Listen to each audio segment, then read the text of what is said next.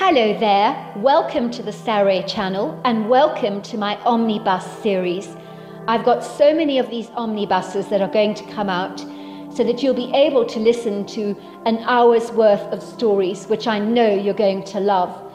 You know, the thing is that telling stories is such a fine art, and it's something that was practiced hundreds of years ago when people didn't have the technology that we have today.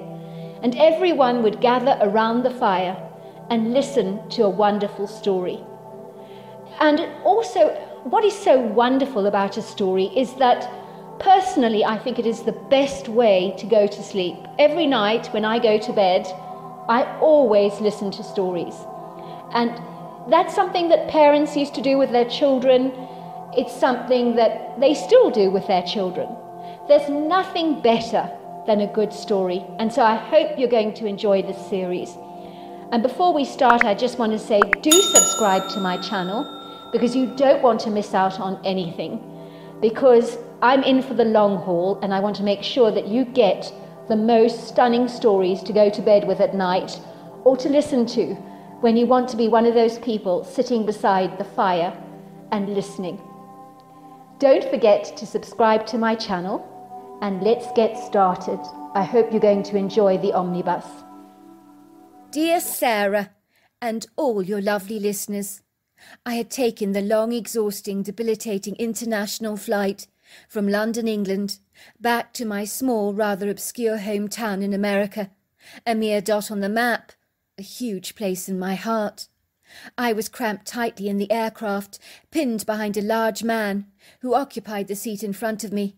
He'd unfortunately pushed his seat right back to maximise his own personal comfort and space, so that I was now unduly confined, so much so that I could barely move.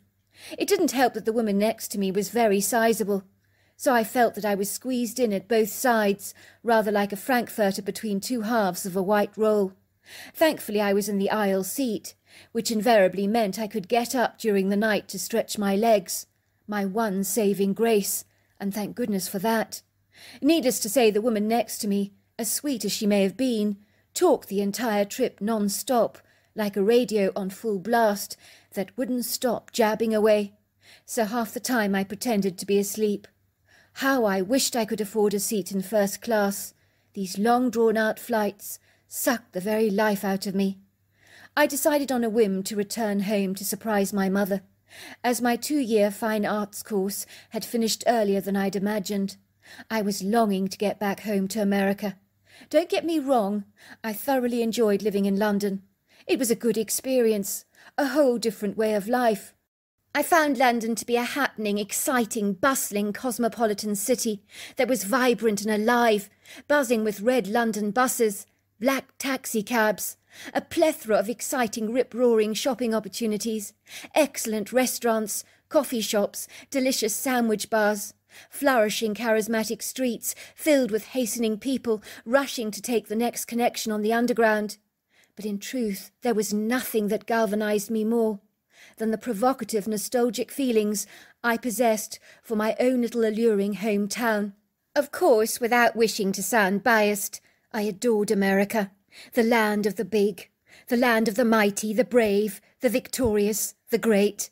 I had a voracious, burning desire to get home, as if every part of my body ached, to return to my old familiar bedroom, painted in a blush rose, with its large upstairs windows that overlooked fabulously spectacular views over the backyard, and a couple of majestic walnut trees that were as large as they were wide.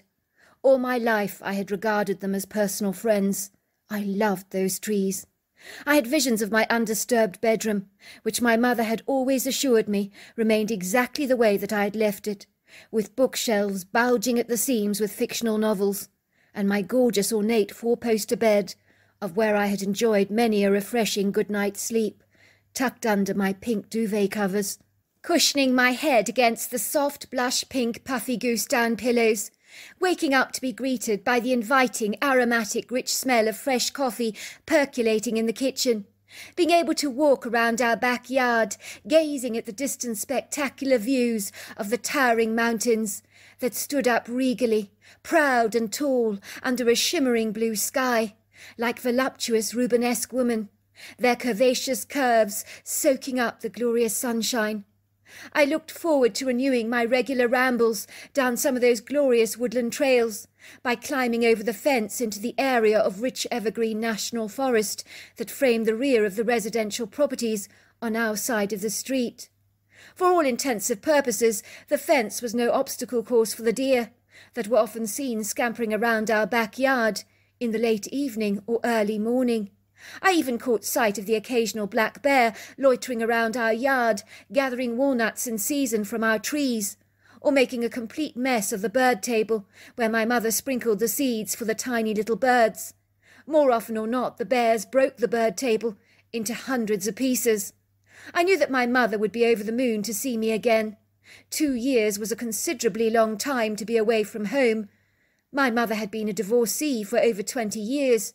She had raised me as a hard-working single woman, taking on a job as a doctor's receptionist to provide for my every need. I certainly hadn't wanted for a thing. It had not always been easy for us, but it had been the two of us against the world. We had grown very close over the years. My biological father lived in Toronto.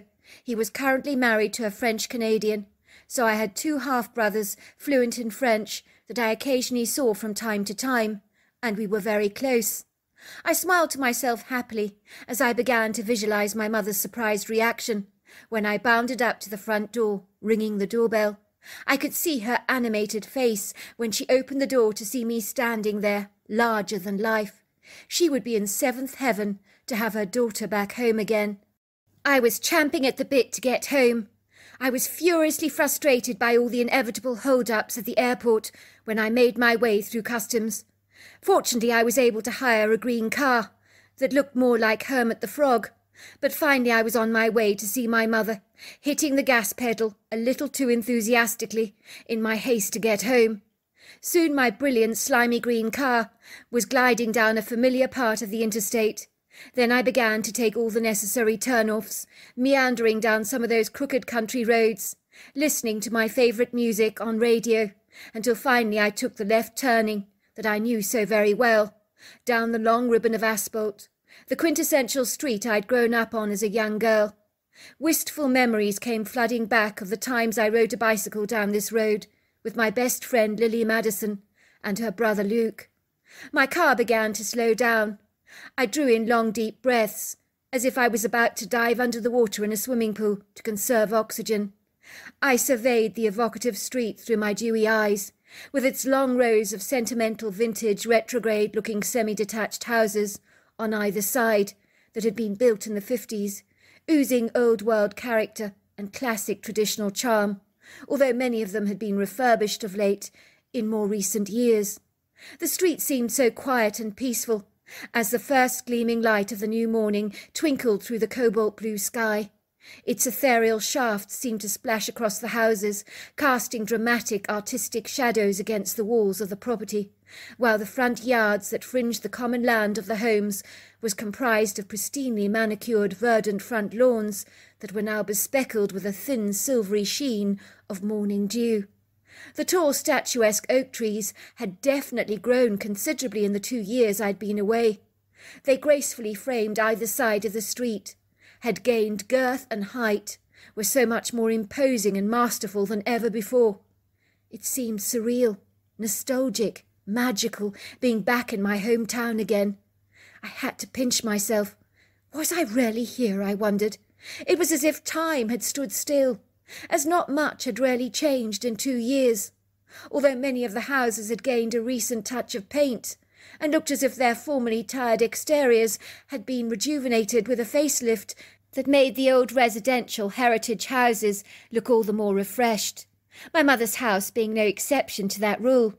I was rather surprised she had painted it a grey-blue colour, as it had formerly always been white, but the change was aesthetically pleasing on the eye, most certainly complementing the sky favourably. My green car seemed very pronounced on the street corner, sticking out like a sore thumb. But then Hermit the Frog was never a very retiring or submissive character, was he? Ostensibly neither was his car. It clearly wanted to draw attention to itself, but not in a good way like a Lotus or a Lamborghini would. I knew in my small town people would be talking soon, as word spread faster than the internet around here. The locals would be very eager to know who was driving the Hermit the Frog look-alike car. Before long, everyone would ascertain that I was back home. The likes of Peggy Parker Lane, who was the local town busybody, with a tongue on her so long she could catch flies. She was so garrulous, a gossip who put her nose into everybody's business. I could already visualize her telling everybody that Marjorie was now back in town. My heart began to do excited flip-flops as I made my way to the front door, swiftly dashing up the familiar terracotta steps, an act that I'd done so many spontaneous times, hundreds of times before. I noticed my mother had a fabulous, cheerful hanging basket on display at the front door, brimming over with bright purple and pink geraniums. It was early on a Saturday morning, so I wasn't sure she was up, although I thought I heard murmuring voices in the background, and my mother's pretty musical laugh. So then she must be up and about. That was good news. I eagerly rang the doorbell, then turned around so that my back was facing away from the door, so that ultimately my mother would fail to realize it was me for a moment. Then I would turn around and shock her. I could hear my mother answering the door as she fiddled with the lock. "Hello, can I help you?" I turned around with a broad, beaming grin on my face. "Mum, it's me!" My mother looked dumbfounded, her mouth hung open, her cornflower blue eyes growing as wide as saucers. "Oh, my darling, it's really you!" she said, dashing towards me, throwing her arms around me in a huge, generous, effusive hug, her eyes brimming with tears. "Let's have a look at you, sweetheart," she said, standing back. "My, you've grown up in 2 years. You look so sophisticated. It must be the influences of living in a cosmopolitan city like London. You look great. You're positively glowing." "Who is this?" came the raspy voice of an intrusive, discourteous man who was standing in the doorway, wearing a bright red pair of boxer shorts, with his hairless, bronzed, flat chest on full display. He was eating a piece of buttered toast in a nonchalant way. My mother flushed bright pink with embarrassment to have been caught in a compromising situation like this, for growing up as a young girl, she had never dated other men, or even brought a stranger ever home like this. So this was a turn-up for the books, something I wasn't expecting to see. It was my turn to be shocked. My mouth dropped to the ground in a wide, inappropriate gawk, as I looked at the familiar man in horror. He was impertinently walking around my mother's house, half naked, looking exceedingly comfortable in his own skin. Far too comfortable for my liking, so much so that he made my skin physically crawl, as if something really cold-blooded and repugnant was slithering down my spine like a poisonous snake. Of course I recognized him at once. How could I not? For his distinguishable face I was unlikely to ever forget, as it had left an indelible mark and impression on my memory, as growing up this obnoxious man had literally haunted my daily life, with his haughty demeanour and foul mouth that only breathed out dragon smoke and vile four-letter innuendos that would leave behind an awful, frightful stench if I were to repeat those words on paper, which certainly wouldn't be good. But I can leave them to your imagination. My heart sank like a brick being flung into a vast body of water, sinking to the very bottom. I could feel the nausea flooding the back of my throat. I could taste the bitter bile on my tongue. Mr. Arthur Fleming had been our next-door neighbour for as long as I could remember. The disagreeable, cantankerous, crabby town creep had always despised young children, made no secret of the displeasure they provoked in him. So memories flashed through my mind of all the times this man had thrown a wobbly with me and my friends. Now this abysmal specimen of a human being was seeking out sanctuary under our grey slate roof, refuge and love in the loving arms of my mother. Worse still, he was walking around our family home like a stuffed penguin with a puffed-up chest, inflated ego, as if he owned the place. I wanted to scream, but I didn't. Every single cell in my body was on fire. Of all the men in the entire world my mother could have hooked up with, why did it have to be him? It could have been anybody else, and I would have been accepting of it. But not him. Please, no. As a young kid, I had despised the man, and that was the understatement of the century. and I am not given to disliking people easily. "And who do we have here?" asked Arthur, clearly unable to recognise me at all. Surely I hadn't changed that much. I'd only been away for 2 years, for goodness sake, not an entire century. Granted, my hairstyle was rather trendy. There were blonde and reddish highlights in my chestnut hair. I might have also lost a couple of kilos, possibly more, from all that walking around London which made me terribly fit. But other than that, I was not all that dissimilar to the girl who'd left town 2 years earlier.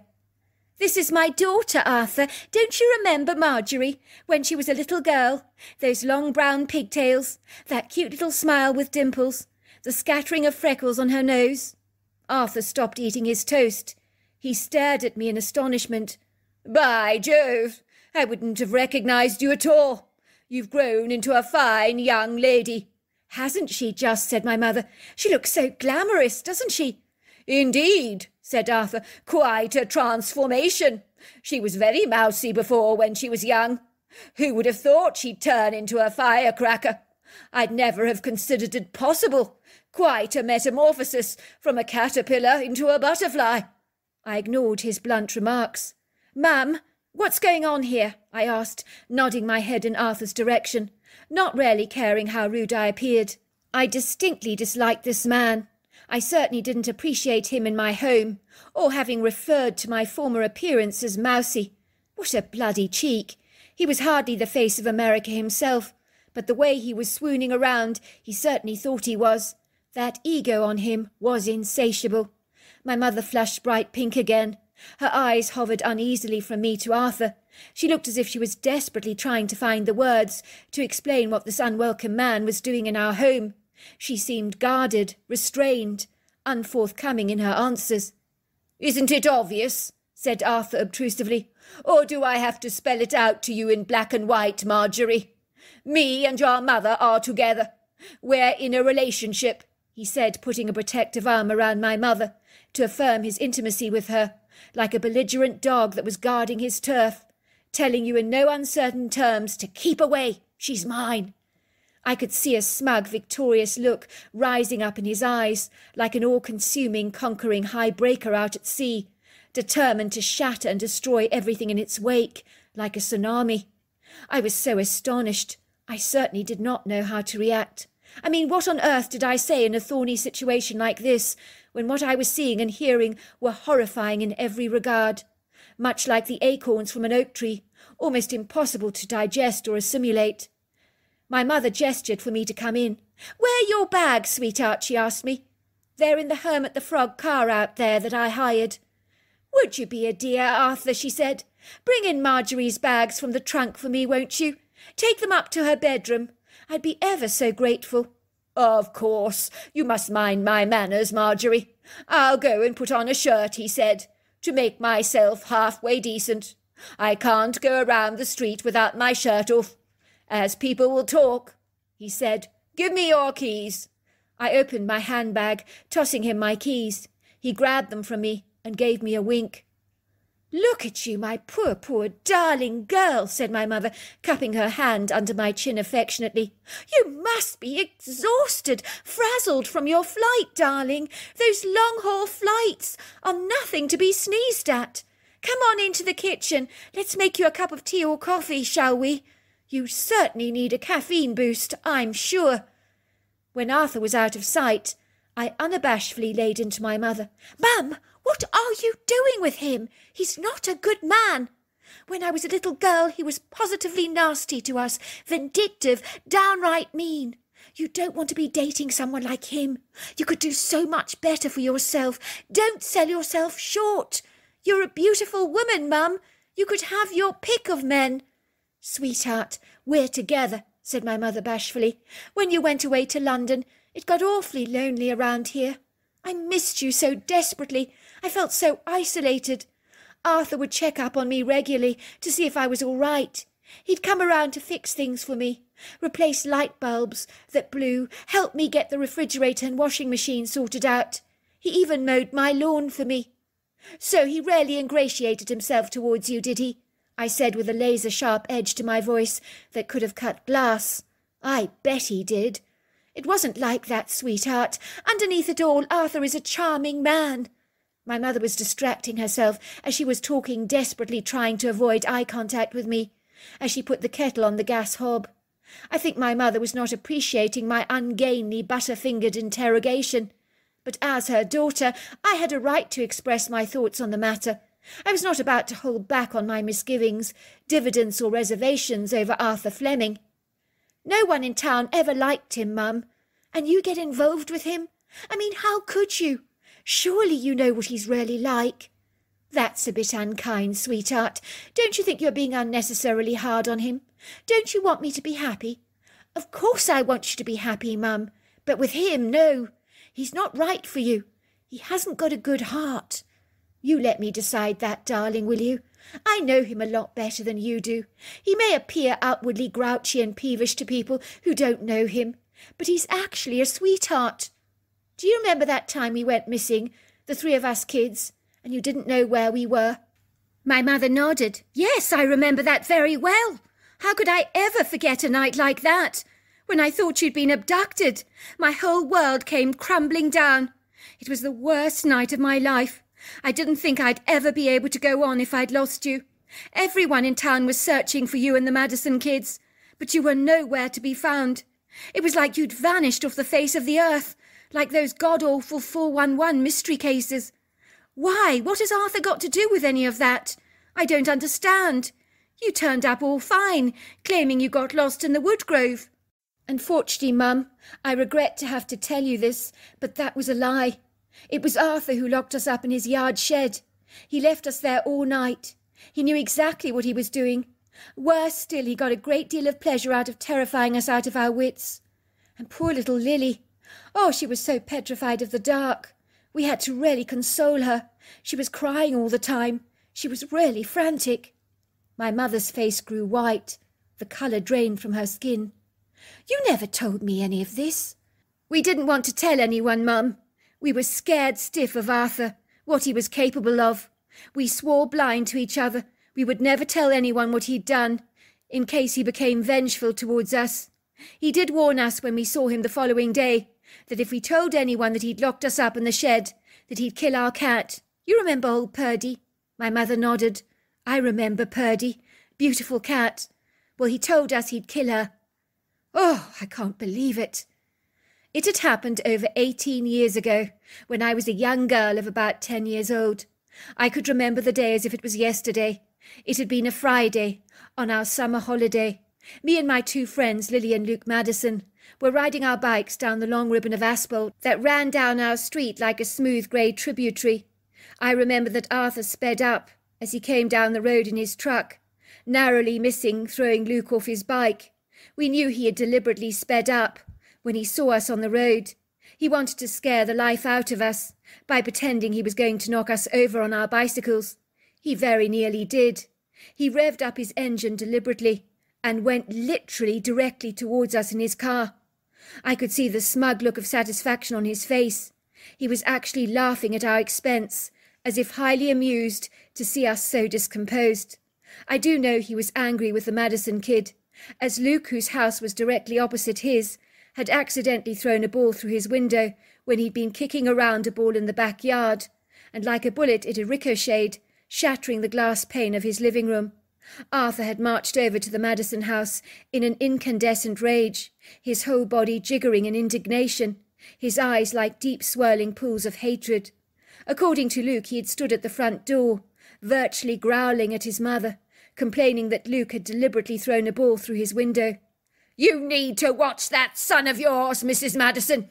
He's growing up into an insubordinate, insolent boy." "I'm sorry, but I take objection to that, Mr. Fleming. I've raised my kids good and proper. Luke would never intentionally break your window. He's a courteous little boy."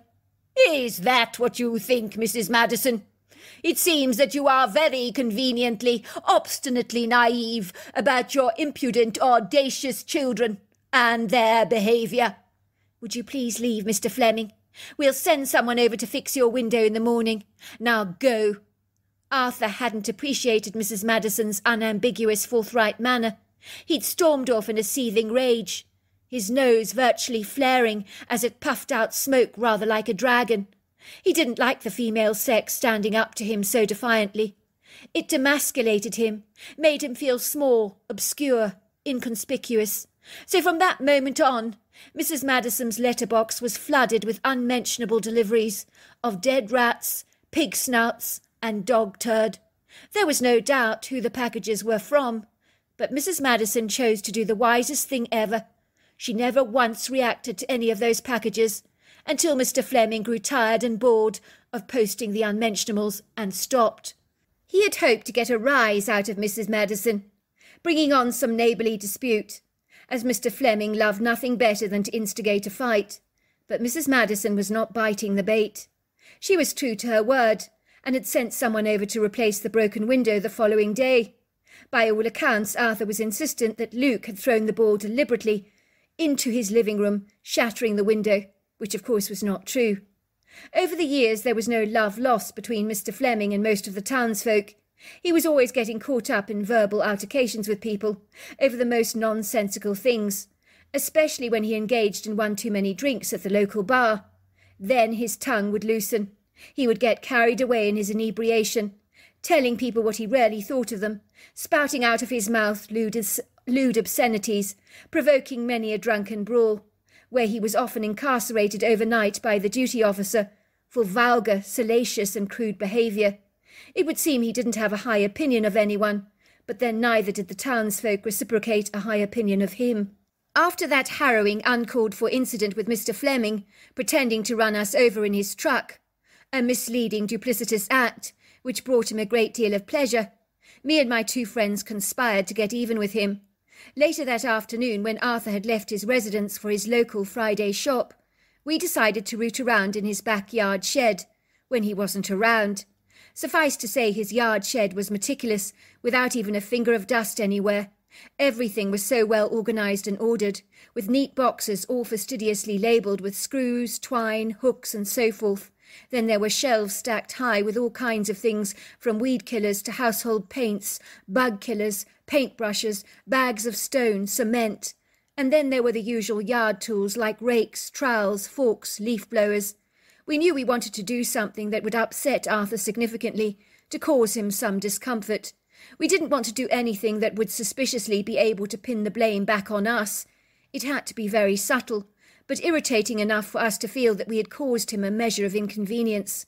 We thought if we turned the yard shed upside down, scattering all the stuff around, we would make a nice mess for him to have to clean up.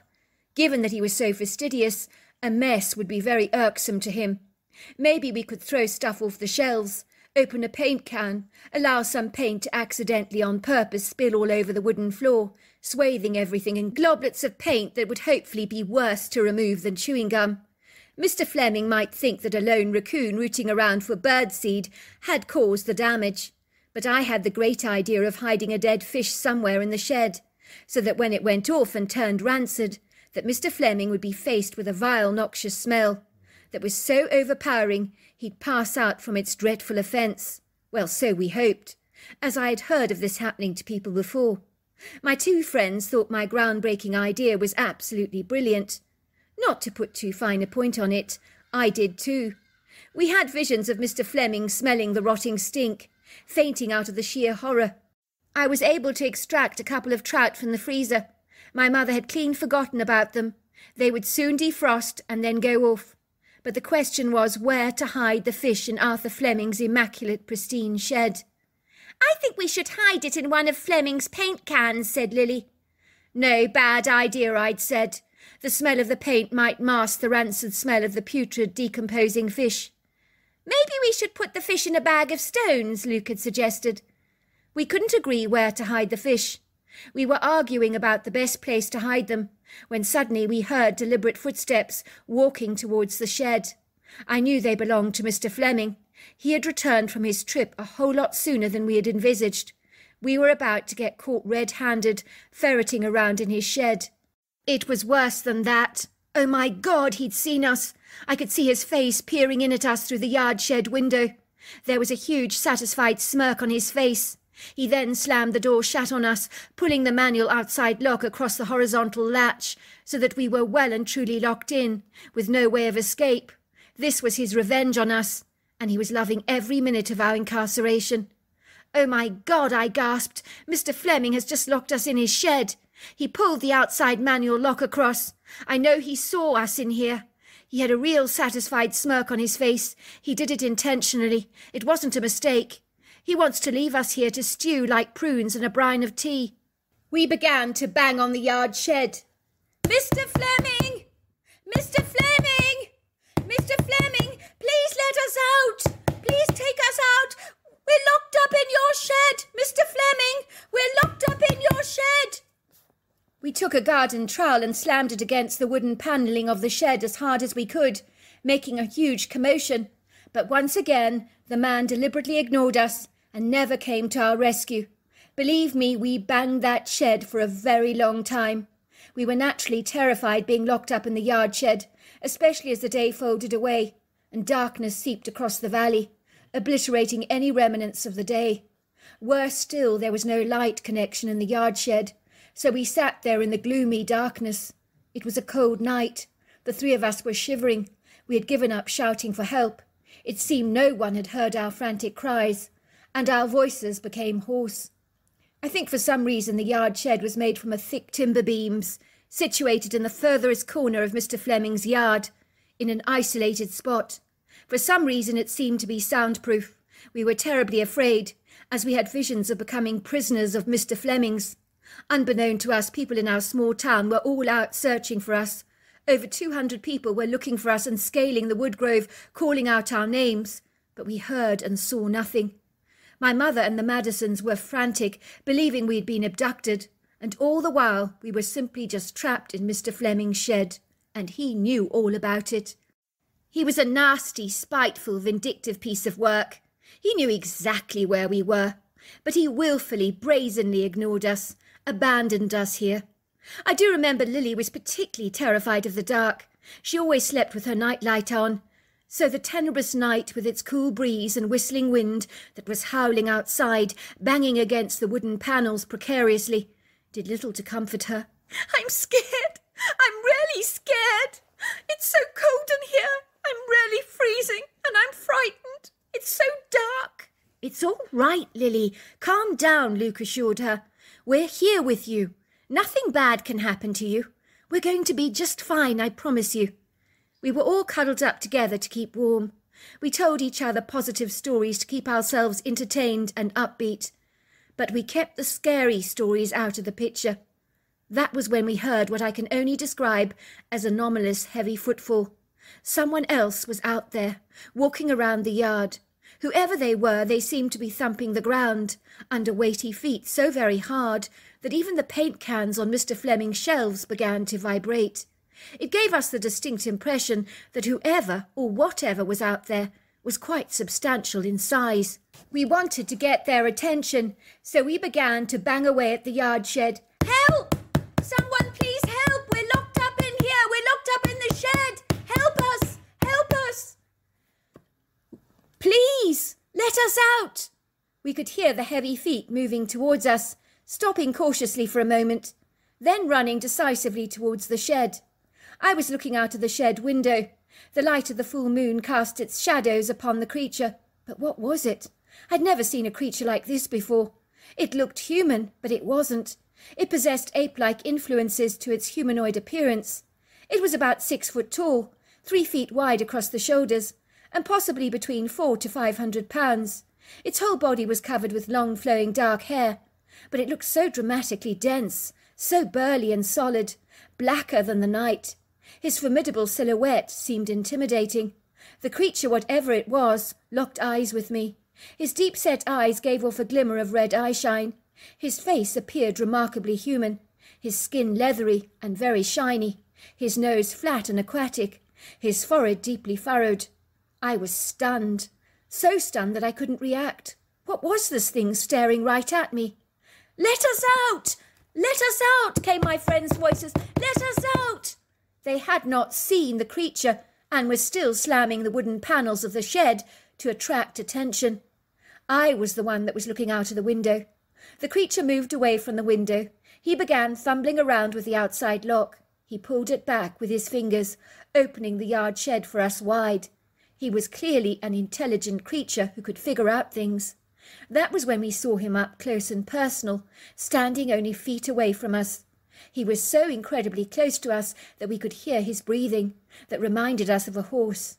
To this day I don't know why none of us screamed, but I imagine my friends were feeling much the same as I was. For me personally, seeing the creature, that was beyond the realms of our understanding, looking so strikingly like a human covered in hair, has the innate capacity to hijack your terror, taking it hostage, as if holding it in suspended animation for a while, almost as if we'd been temporarily sucked out of our bodies, as if we were observing the scene unfolding before us in a detached, indifferent way, almost as if we were watching a movie. It felt so surreal, so outer-worldly, so incomprehensible, so outlandish, so nonsensical, so much so that I rarely believed I had to be dreaming, but I knew I wasn't. We all knew that whatever this thing was, it was definitely real. The critter studied us through its eyes. One thing we all remembered clearly from the event was that those eyes were incredibly kind. I remember Lily saying to me when we discussed the strange creature afterwards, "When I saw the eyes, I knew we were safe. I knew he'd come to help us. He had the most beautiful eyes that I've ever seen. They were so kind." We did ponder for years afterwards whether the creature who opened the door for us, that we later learnt must have been a Bigfoot, had heard us from a long way off and intentionally came to save us. We certainly hoped so. The creature looked at us for a moment, grunted, spoke some strange audible words to us that we couldn't understand. But Lily is convinced he said, "So you're all right now, I can go." At that the creature glided away, disappearing into the shadows. You would think now that we were free that we would dash home faster than greased lightning, but after our extraordinary encounter we were looking at each other in wondrous awe. "What the heck was that?" we said to each other, for none of us had a clue what we'd seen. We decided to lock up the shed on the outside, so that Mr. Fleming would open the yard shed in the morning, to find we'd magically disappeared. We wished we could be flies on the wall to see his perturbed reaction. "Mustn't tell anyone where we've been," Luke insisted. "Let's tell the parents we got lost in the woodgrove. What happened tonight is our secret."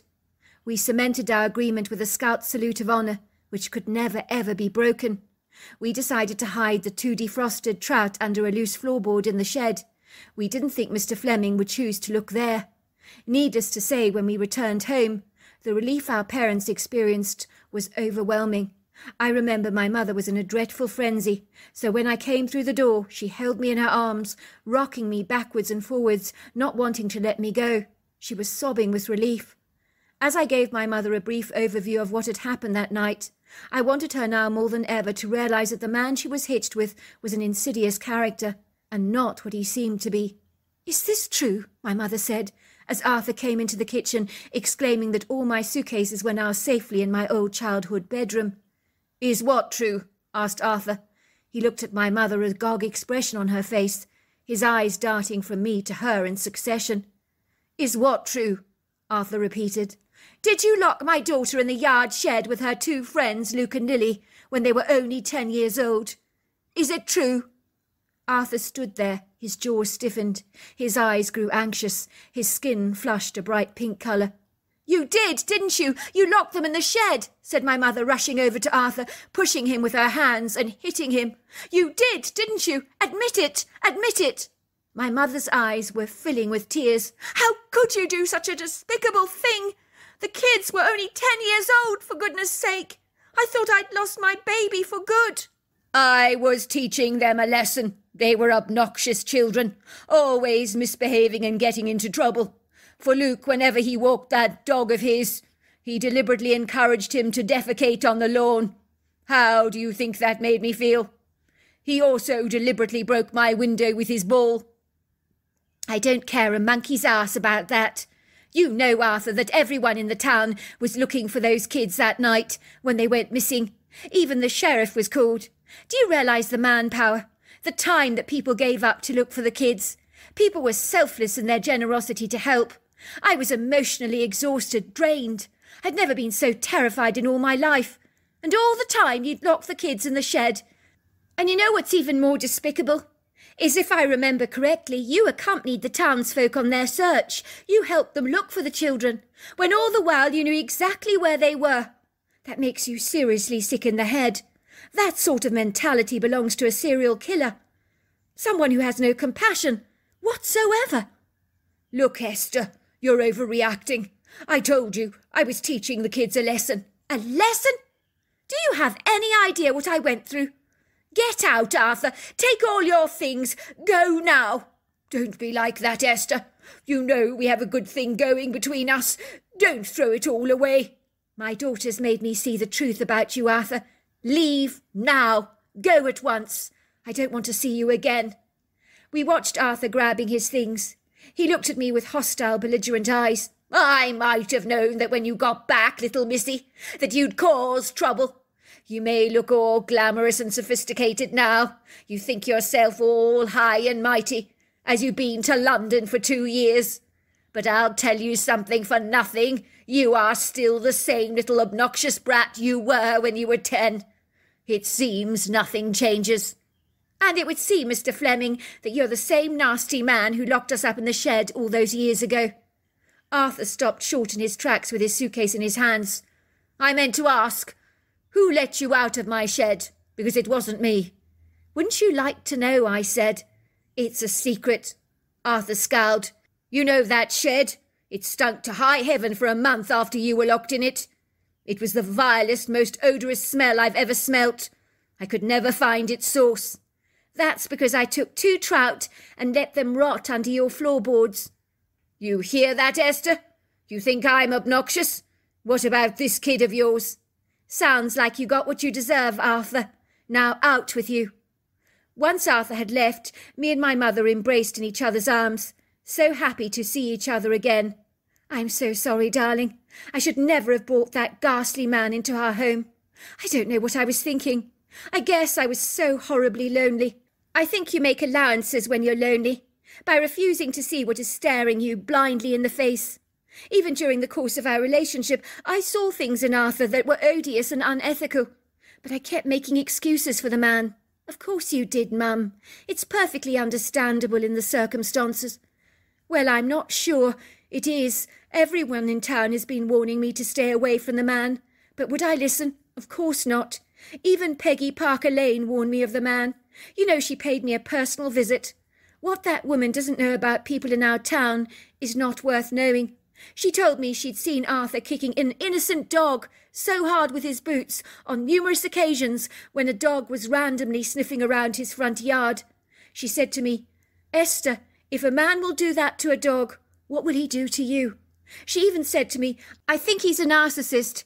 You know what they say about narcissists, Esther? Get out of the relationship. Run. Well, say what you like about the garrulous Miss Peggy Parker Lane, I said, but she's absolutely right. As you can imagine, within an hour of my green hermit frog car parked outside our home, word spread like a wildfire that I was back in town. A surprise party was organised for me later that evening. I'm glad to say I saw my best friends Lily and Luke all over again. We reminisced over the Bigfoot we had seen all those years ago. I'll never forget those eyes, said Lily. Oh, they were so kind. Needless to say, after my mother broke things off with Arthur, he began to show his true real colours, treating my mother with contempt and disdain, and spreading nasty rumours about her. Strange little parcels of dog turd were thrown through our letterbox regularly. We knew they were from him. The man had not changed. Needless to say, I managed to go online. I set up a date for my mother with a wonderful man called Huck Hewitt. It was love at first sight between the two of them. They now are very happily married. As for me, I could not return to London after I came back home, as I love my small town so much, because at the end of the day, if the truth be told, there is no place like home. So there you are. That's my story. Dear Sarah, and all your lovely listeners, I'd arrived in America. I was presently in a taxicab, wondering what the hell I'd done. Coming here to the land of the great and the land of the plenty had been an off-the-cuff decision that hadn't required much sagacious thought on my part. A distant cousin of mine on my father's side of the family, who I'd never had the privilege to actually meet, had spontaneously agreed to engage in an apartment swap with me for over 6 months. My father had told me not to look a gift horse in the mouth, to say yes to this temporary exchange. This was the quintessential opportunity that I couldn't afford to miss, he had assured me. It'll do you good, sweetheart, experiencing life in another country. I will cover all your expenses for the next 6 months. How about that? My father was a man of great wisdom and insight, so I had listened to him diligently. I knew he was absolutely right. I was about 24 at the time, with a desire to one day run my own cafe in London, where I would provide coffee and sandwiches for those desiring a light snack or a quick bite to eat. I had enrolled in a 6-month cookery course in Seattle that was starting in a week's time. I would be learning the secrets to fine French cuisine, under the culinary guidance and expertise of the accomplished master chef Jules Toussaint. It was ironic that I was learning from a French master in America rather than in Paris, but there we go. Stranger things have indeed happened. But little did I realize the next few days of my life were about to get exceedingly strange. We had made this impetuous, impromptu decision an entire week ago. My cousin would be moving into my living quarters in London, and I would be moving into his illustrious condo in Seattle. But I'd never met him, so in effect I was moving into a stranger's accommodation, and vice versa. I'd warned him that my unpretentious abode in London was cosy, cheerful and homely, but it wasn't grandiose or extravagant in any way. It was a 1-bedroom penthouse with a tiny, very well-equipped kitchenette, living area, dining room and bathroom. Very small but quaint. But the best part about it was centrally located in Bayswater. Bayswater is a very cosmopolitan, multicultural part of London, a buzzing, energetic metropolis with vibrant, colourful streets full of brisk, bustling pedestrians, black London taxicabs, red London buses, restaurants, food shops and apartments. On the outside, the apartments in the large white Georgian building where I lived were very ornate and expensive to look at. The architecture was exceedingly impressive, with pediments, columns and arches, and you could be forgiven for believing that the flats contained therein were very ostentatious, but nothing could be further from the truth, as the interiors were pretty standard. Needless to say, I had successfully managed to make my home into an expression of myself, sumptuous, snug, colourful and congenial.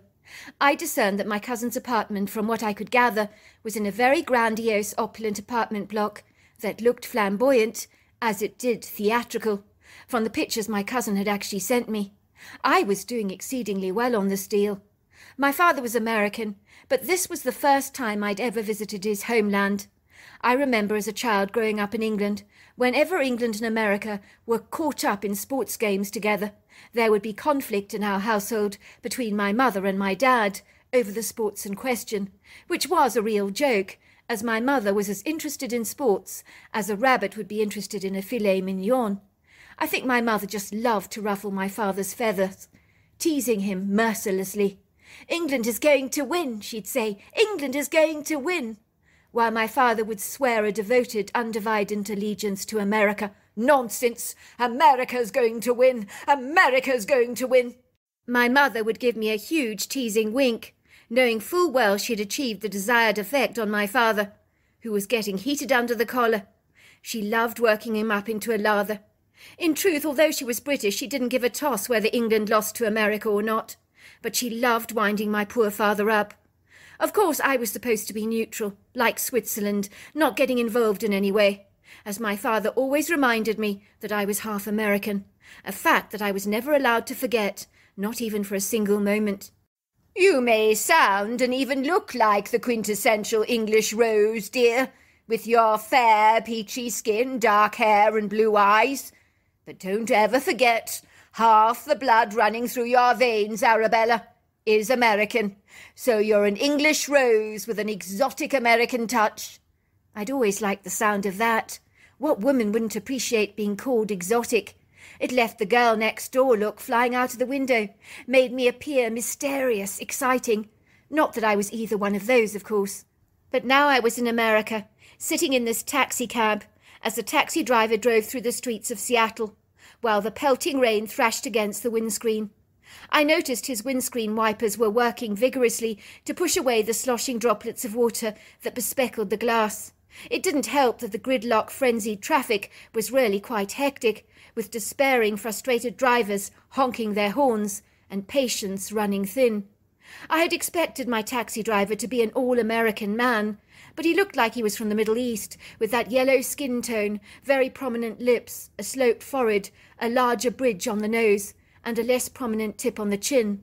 He was wearing a bright orange turban, sporting a white moustache, thicker on one side than on the other, reminding me of many of the foreigners I encountered on the streets of Bayswater, where there's a thriving, somewhat blossoming Arab community. I suppose I shouldn't be surprised, as Seattle was also a cosmopolitan city. "Is it always raining like this here in Seattle?" I asked the driver curiously. "It's very changeable here. We're known for having 3 seasons in one day. It can pour with rain, and the next minute the sun comes out, just like that. Here in Seattle, we can wear a sweater, a coat, a sundress and a raincoat in one day. That's how changeable the seasons are. I gather from what I've heard it rains a lot in England. Is that right?" "Yes, it rains a lot there. We even get rather bad flooding at times that can wreak havoc on people's homes. Personally, I've never been adverse to the rain. A lot of people are, but not me. I like how fresh it makes everything." "Me too," agreed the taxi driver. "But around here the rain doesn't stop people driving atrociously. I mean, look at them. But then who am I to complain? I'm from Cairo in Egypt, you see. People there drive like reckless maniacs, worse than here. You'll find traffic congestion building up in the road as 2 people hold everybody else up, engaging in a personal dispute like a brother having a huge altercation with his next-door neighbour about the family chickens. And they'll stand there pointing accusatory fingers at each other while the traffic congestion mounts up behind them. I call it roadside drama myself. Forget your soaps on television. The live soaps on the streets of Cairo are certainly worth watching. The honking horns there, they never stop. You can hear them at 3 o'clock in the morning. It's insane. So however bad the traffic is here in Seattle, I shouldn't complain. I should be grateful for small mercies, however small they may seem." "Here we are," said the taxi, veering his taxi to the right and making a swift turn, driving towards this incredible 19th century-looking apartment block with Italianate Tuscan architectural influences. Only instead of being built on 3 stories in the usual way, it towered into many stories to create an impressive high-rise apartment block, with overhanging eaves, gentle sloping roofs, decorated by brackets, cornices, a square cupola and porches topped with balustrades. There was a very grand, large central courtyard of brick and limestone, elegantly embraced by a huge, highly ornamental fountain, where volumes of water cascaded into the air in white ribbons of foam. There were lemon trees growing from large terracotta pots, and pergolas filled with native climbing plants. Then there were plant borders on the outer perimeters, framed by geometrical hedges, where white roses intermingled rambunctiously with evergreen foliage, in greys, silvers, bronzes and golds. And there was a scattering of small ornamental trees that had been pristinely manicured. The taxi drove through the fabulously ornate, highly stylized black wrought iron gates, parking under a large mature oak tree, with a sweeping outstretched bough that created a canopy above our heads. I climbed out of the taxi, grabbing my suitcase from the trunk, and possibly paying the taxi driver far more than I should have done, but I wasn't sure what the going rates were, so it was far better to be safe than sorry. I made my way through the courtyard into the foyer, where I was greeted by the concierge in reception, who managed the comings and goings of all the apartments.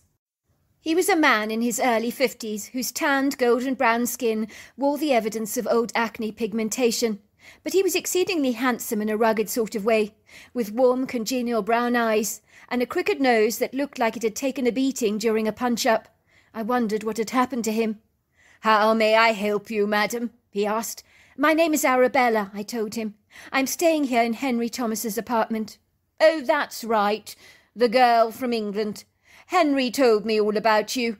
He handed me the keys to Henry's penthouse. "It's number 42, the 7th floor on the north wing," he informed me. "I'll get the doorman to bring up your luggage for you." "That's not necessary," I said. "My suitcase has got wheels. I can take it up myself in the elevator. It'll be a breeze, I promise." "If you're sure." "I am. Thanks for offering, though. It's very chivalrous of you." "It's only a pleasure," he said, casting me a huge white smile of teeth. I took the escalator up to the 7th floor. I began to search for flat number 42. It couldn't be that hard, surely. As I neared my approach, a long, thin, willowy woman with skin so delicate it looked like fragile crepe paper covering her skull very tightly, giving her a haunted, ghostly appearance, seemed to be hammering her fists on the door of flat number 41, which must have been next to mine. She was shouting through the door, "Sabrina, are you there? Please answer me." I noticed her white face looked distraught. She looked up at me with a worried, overwrought expression on her face. "Sorry, I don't mean to intrude, nor do I mean to be a bother," she asked me as I walked past her carrying my suitcase, stopping dead in my tracks to acknowledge the woman. "But you haven't seen Sabrina anywhere, have you? I've been trying desperately to get hold of her. She hasn't been answering her cell phone for 3 days, nor has she turned up for work. Everyone is worried sick. I can't fathom what on earth has happened to her." I could see the woman's eyes were very shiny, as her eyelashes were glistening with tears. She was visibly very upset. "Look, I don't live here. I don't know Sabrina, but from what you're telling me, you should call the police. You say it's out of character for her not to be in touch." "Absolutely," said the woman. "Sabrina's always exceedingly punctual. When she says she'll be at a place, she always is. I speak to her every day on my cell, but she hasn't returned any of my calls. It's not like her. I'm worried sick. She's my best friend." "Has she been depressed recently? Behaving distant and withdrawn?" I asked. The woman looked at me in surprise. "Are you suggesting my friend is suicidal?" she asked me. "No, I'm just running through all the possibilities and options. Why people tend to go missing," I said. "Depression can make people wander off sometimes, do strange, rather incongruous things. No, she's definitely not depressed. She's one of the most positive people I know." "She doesn't take drugs or narcotics by any chance?" "No." "Well, then you must call the police, because if you can tick off all those boxes, you know something's seriously wrong with her. I can wait with you if you like, while you call them." "No, that's very kind of you. I'll be fine," said the woman.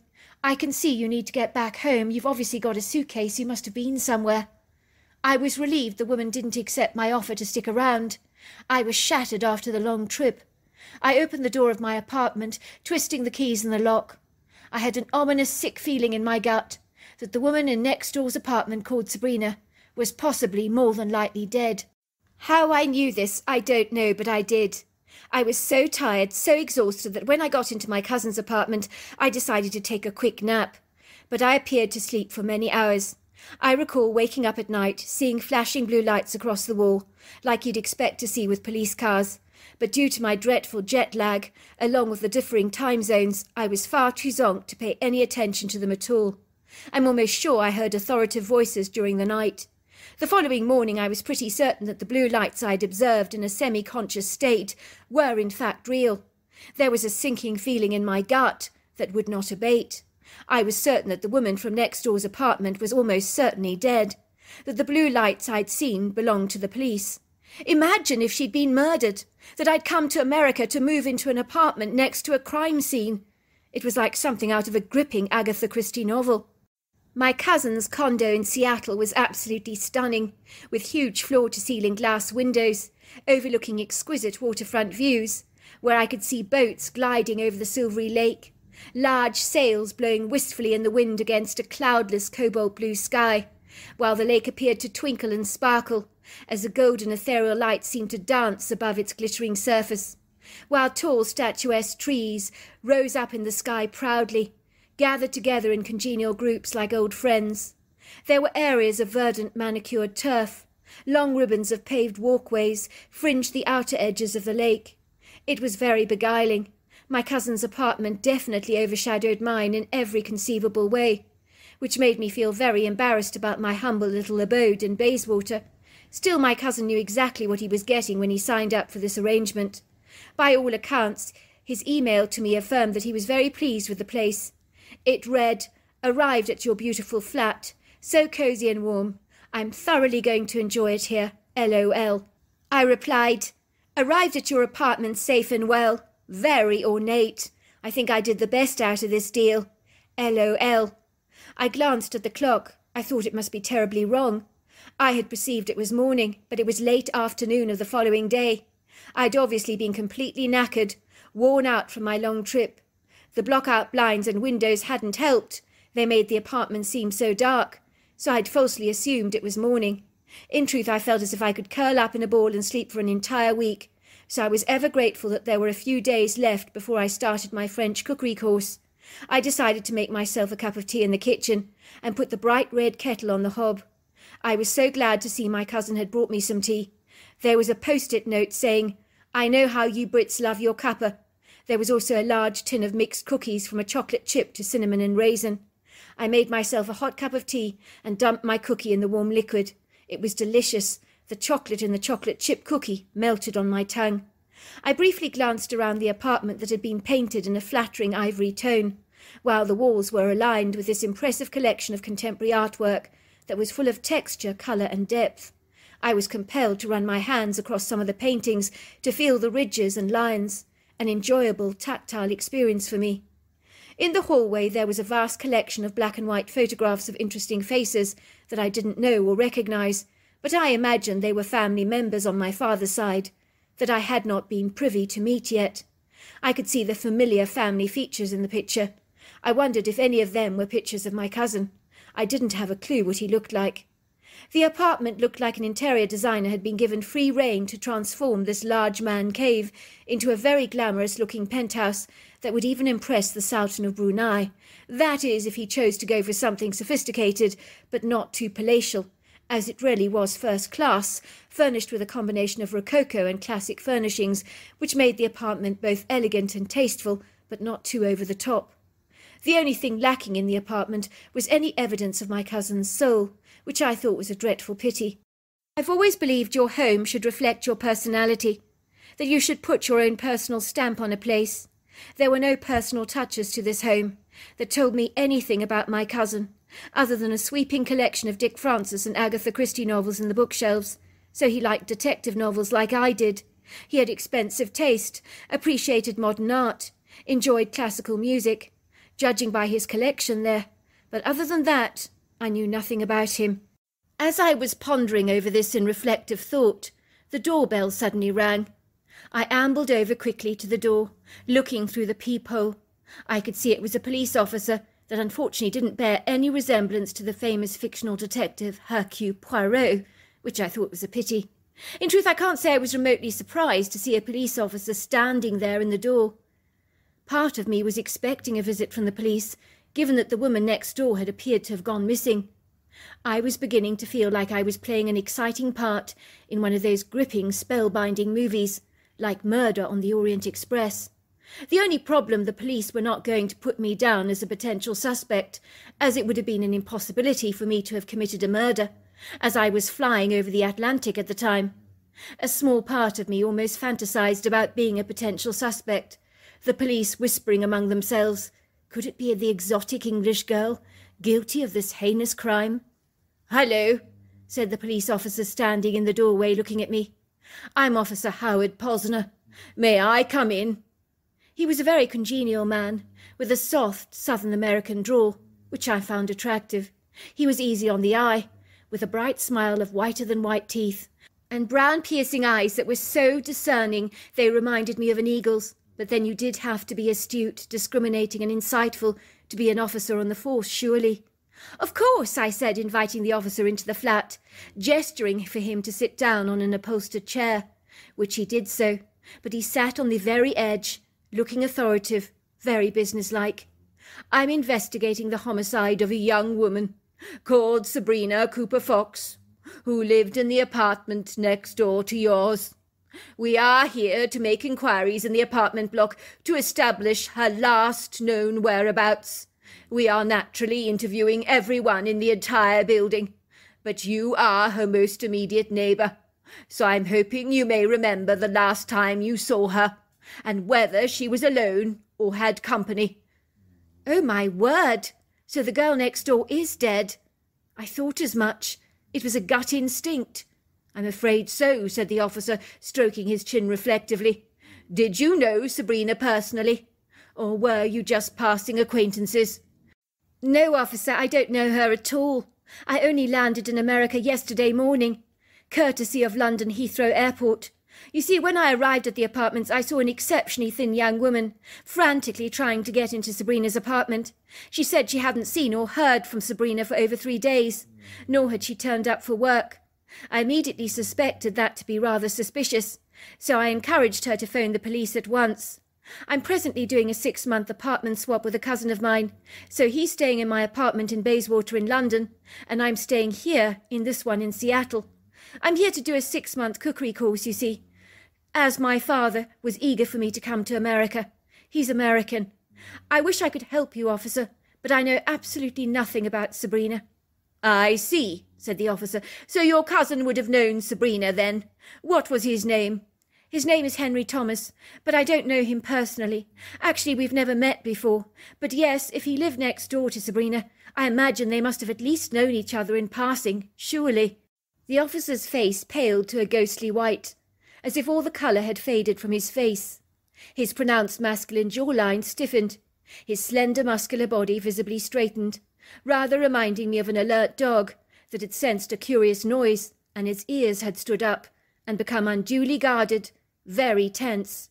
You say your cousin's name is Henry Thomas. Is that right? That's right.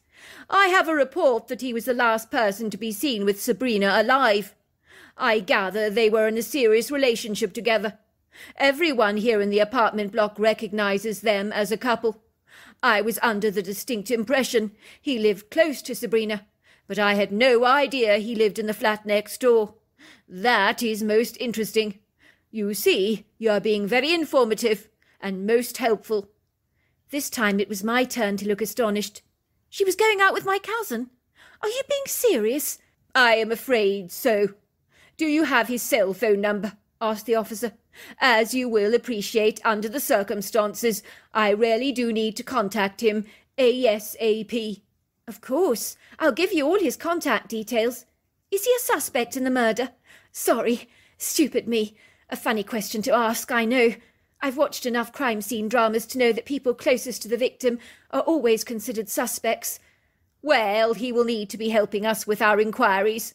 Would you mind if I do a quick search of the apartment? Be my guest, officer. I've got nothing to hide.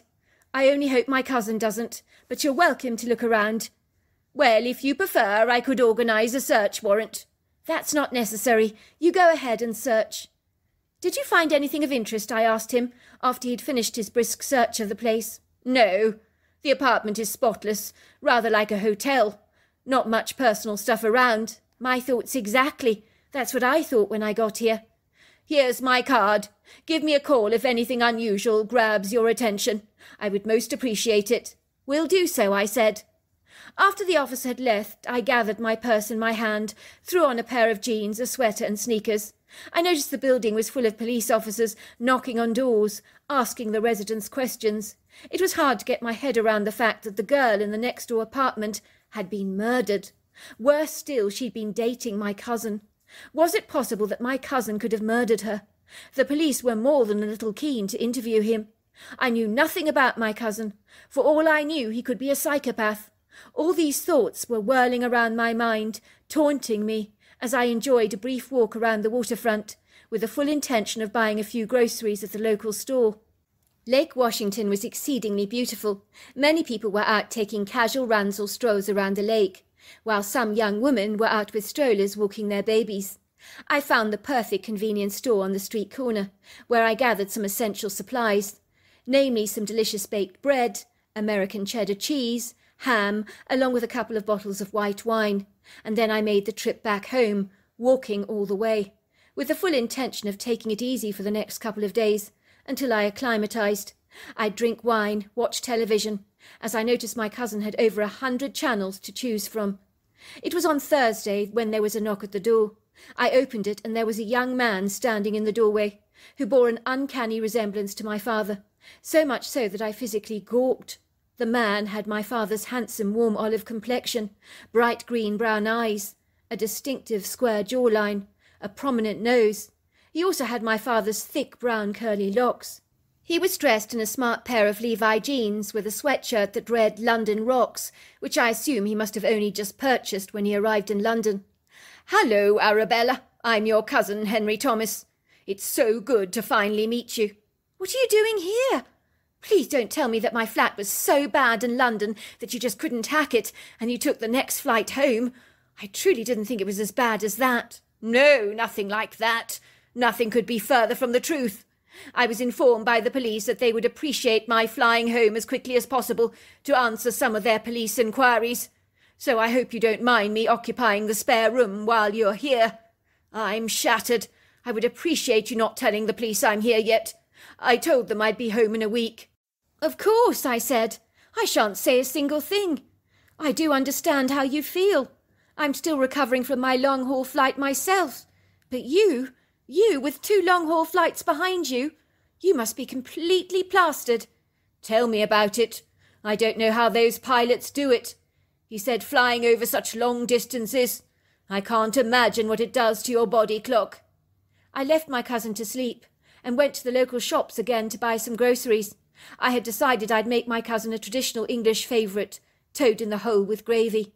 Something smells delicious, said my cousin, entering the kitchen later on in the evening, greeted to the smells of sizzling sausage. I hope you're hungry. I've made toad in the hole. What's that? Sausages cooked in batter, served with gravy. I promise you, you won't be disappointed. It's really yummy. Men particularly love it, because I suppose it's quite stodgy, really. We ate our meal together in silence, while my cousin made some audible appreciative sounds as he ate. This is delicious. I poured my cousin a large glass of wine, as I decided to broach the subject of Sabrina's death. Should I tread cautiously, I wondered, when broaching the subject? How was he affected by it? He seemed all right to me. I'm really sorry about what happened to Sabrina. I gather she was your girlfriend, that you were in a serious relationship together. You must be very upset about what happened. My cousin did seem to tear up. She was the love of my life. Oh, I'm so sorry, I said, reaching out my hand to touch my cousin's arm. This can't be easy for you. It must have come as a dreadful, horrifying shock to learn about her unfortunate demise. I'm not sure how she died, but the police are treating it as a homicide. I know all about that, from what I gleaned from the police. Can I tell you something, in the strictest confidence, Sabrina? I need to tell someone this, but I don't want you to go blabbing to the police under any circumstances. Go on, I said. Try me. I'm a good listener. I was crossing my fingers and toes secretly, fully aware that if he told me something explosive, I would be forced to go to the police, especially if my cousin was involved in Sabrina's murder. The horrifying thought sent shivers down my spine. I knew absolutely nothing about my cousin, who was eating dinner with me. He could be anyone, a serial killer for all I knew. Of course he didn't look like one, but I had learnt one thing in life. Appearances can be deceptive, and not all is what it seems. I know why Sabrina died. It wasn't a homicide. Well, it was, and it wasn't. Why don't you talk to the police about it, then? I asked. Are you crazy? They need to know exactly what happened. You don't want them going pinning the crime on you, especially if you had nothing to do with it. It's not as plain sailing as that. If it was, I would have told them what happened a long time ago. But it's complicated. I gasped. You know about Sabrina's death? I asked, looking at him in astonishment. You knew about it before you flew to England. Why the heck didn't you tell someone? As I was saying, it's not that straightforward. I was scared. So then what happened? I asked, my steely gaze fixing on my cousin. Sabrina and I had decided to go rambling on this woodland trail, outside Seattle. We love to go walking, exploring and adventuring. We are keen, outdoorsy people. That weekend was no exception. We left our apartments in Seattle at about 4 o'clock in the morning, so that we could start our hike relatively early. We've always found early morning walks most agreeable, very invigorating. When we arrived at the hiking trail, we were the only car in the parking lot, which came as no surprise to us, given the time. We gathered our belongings from the trunk, which included light backpacks containing drinks, snacks, and a few other odds and ends. The sun was beginning to set over the horizon. Before long, the first beams of morning sunshine danced through the ponderosa pines and Douglas firs. The smell of the forest at the time of the morning was incredulous. It smelt like butterscotch, very pleasant. We were greeted to the sounds of the dawn chorus. The bird song that filtered over the valley was magnificent. Being up so early, we encountered quite a lot of animal life. A lone fox crossed our path, looking at us curiously. He was a spectacular specimen, I have to say. Then we scared off a few deer. It was as we were walking my girlfriend heard the strange chattering sound. It was curiously bizarre. It sounded exactly like a monkey, but as you can appreciate, we don't have monkeys here in America. But that is the only way I can describe the sound to you. Sabrina loves every kind of animal. She's animal crazy. She got very excited as she followed the sound.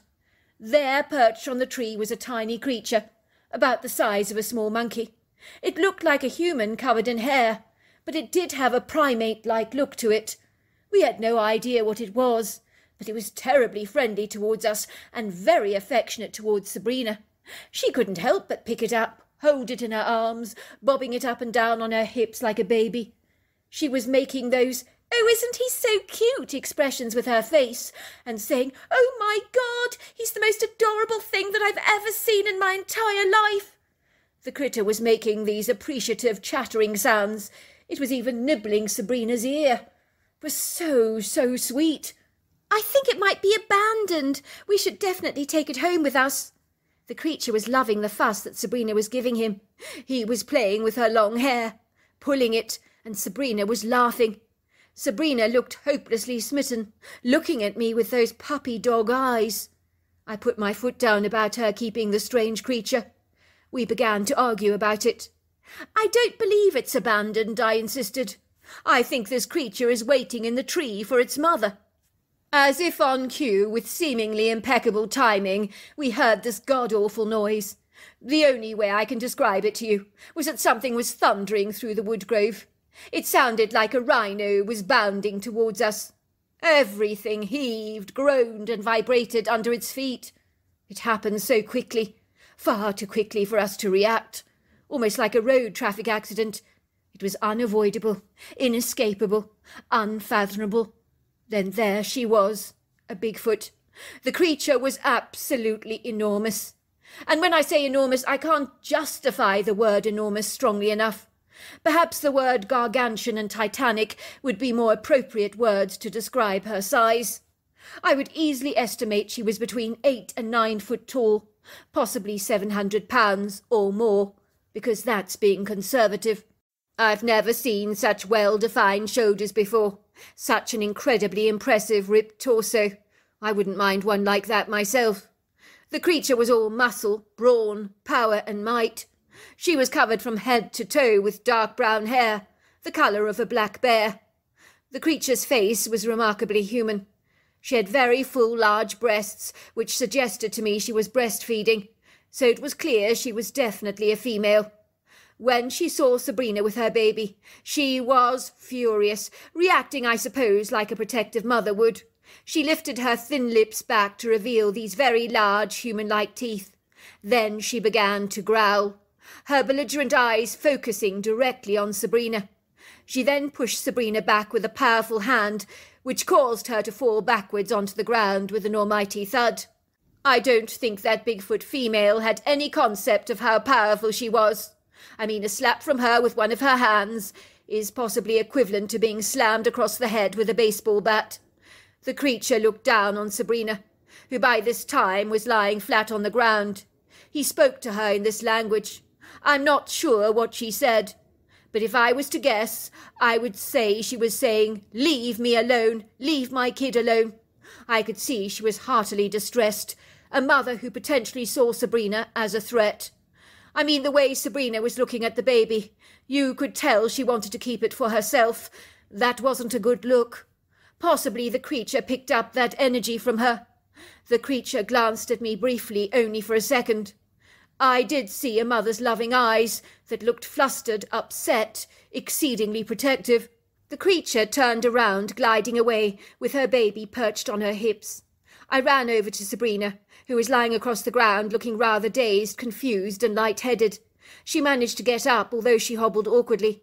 She claimed that her head was really throbbing and pounding, and that she had a violent headache. There was a bit of blood coming out of the side of her head. She said that the hands of the creature swiped her so hard She was surprised that her head didn't go flying off her neck. She was so horrible, lashing out at me like that. I was concerned about Sabrina, so I decided to go home. But I told her I thought it was a good idea for us to check into the hospital first, to ensure that she was all right. But she assured me she was absolutely fine. It hadn't been too hard a hit. But I wasn't so sure. I wish I'd listened to my gut, but I didn't. I felt that she was more injured than she actually was. We live in apartments next to each other, as you know. Sabrina told me she wanted to go to bed early, as she had a splitting headache, so I gave her some Advil. The next morning when I went to check on her, she was dead. As you can imagine, I just couldn't believe it. I was completely devastated. I still am, but I'm rather numb at the moment, so I'm not really feeling anything right now. I'm still in shock. But I blame myself for not taking her to the hospital. I'm certain she could have been saved. Obviously, it was the injury to the head that caused her demise. Oh, my God! Why didn't you call the police? This is nonsensical. It's crazy. And say what? Oh, by the way, my girlfriend was thrashed by a Bigfoot. I mean, let's get real. Are they ever going to believe my story? I ascertained that she must have a blow to the head. I realised that it could be considered a homicide. Anyone could have potentially done it. I would be the most likely candidate to be blamed for the murder, because I was close to Sabrina. She was my girlfriend. I mean, the coroner is going to say her death is a probable homicide, as she had obtained blunt force injury to the head. I know how these detective novels work. I read enough of them. But running away to London, it makes you look guilty. Well, what was I to do? I can't exactly tell the police what I told you. People are ridiculed for believing in Bigfoot. Well, why don't you say she was attacked by a bear? You think I could have said that? My cousin asked. I'm not so sure. Absolutely. Look, I'll do a Google search. Listen to this. When a bear attacks a human, it's likely to go directly for the face or head. It might be advisable to play dead in the circumstances, in order for the bear to see the threat as having gone away, and to leave you alone. If you continue to fight back, you're likely to fight a losing battle. Be very wary of going near mother bears and cubs. Don't you see what you can say? Sabrina was throttled over the head by a bear, played dead. Tell them everything you told me, but replace the baby Bigfoot with a bear cub, and a Bigfoot mother with a mother bear. Explain to them that you panicked when you saw she was dead, thinking you would be blamed for the homicide. To cut a long story short, when my cousin was taken in for questioning by the police, he took my advice, told them everything, omitting the fact that the critter that had thrashed him was a Bigfoot. He explained that he was scared because he felt he'd be accused of the murder. It was very fortunate that my cousin's story was confirmed, as Sabrina had left a voice message for her mother that her mother had overlooked. It said, "Hi, Mum, it's me. I'm not feeling too great. I'm in bed right now. I was hit on the head by a hairy creature today in the woods. I'll tell you all about it when I see you. I was playing with her cub. Got a throbbing headache as a result. But we'll phone you in the morning when I'm feeling better." I think Sabrina must have been rather reluctant to divulge to her own mother that she had seen a Bigfoot, so she referred to it as a critter. Suffice to say, the coroner's report did corroborate that the beating to the head had caused a significant brain bleed, which is significant with a bear attack.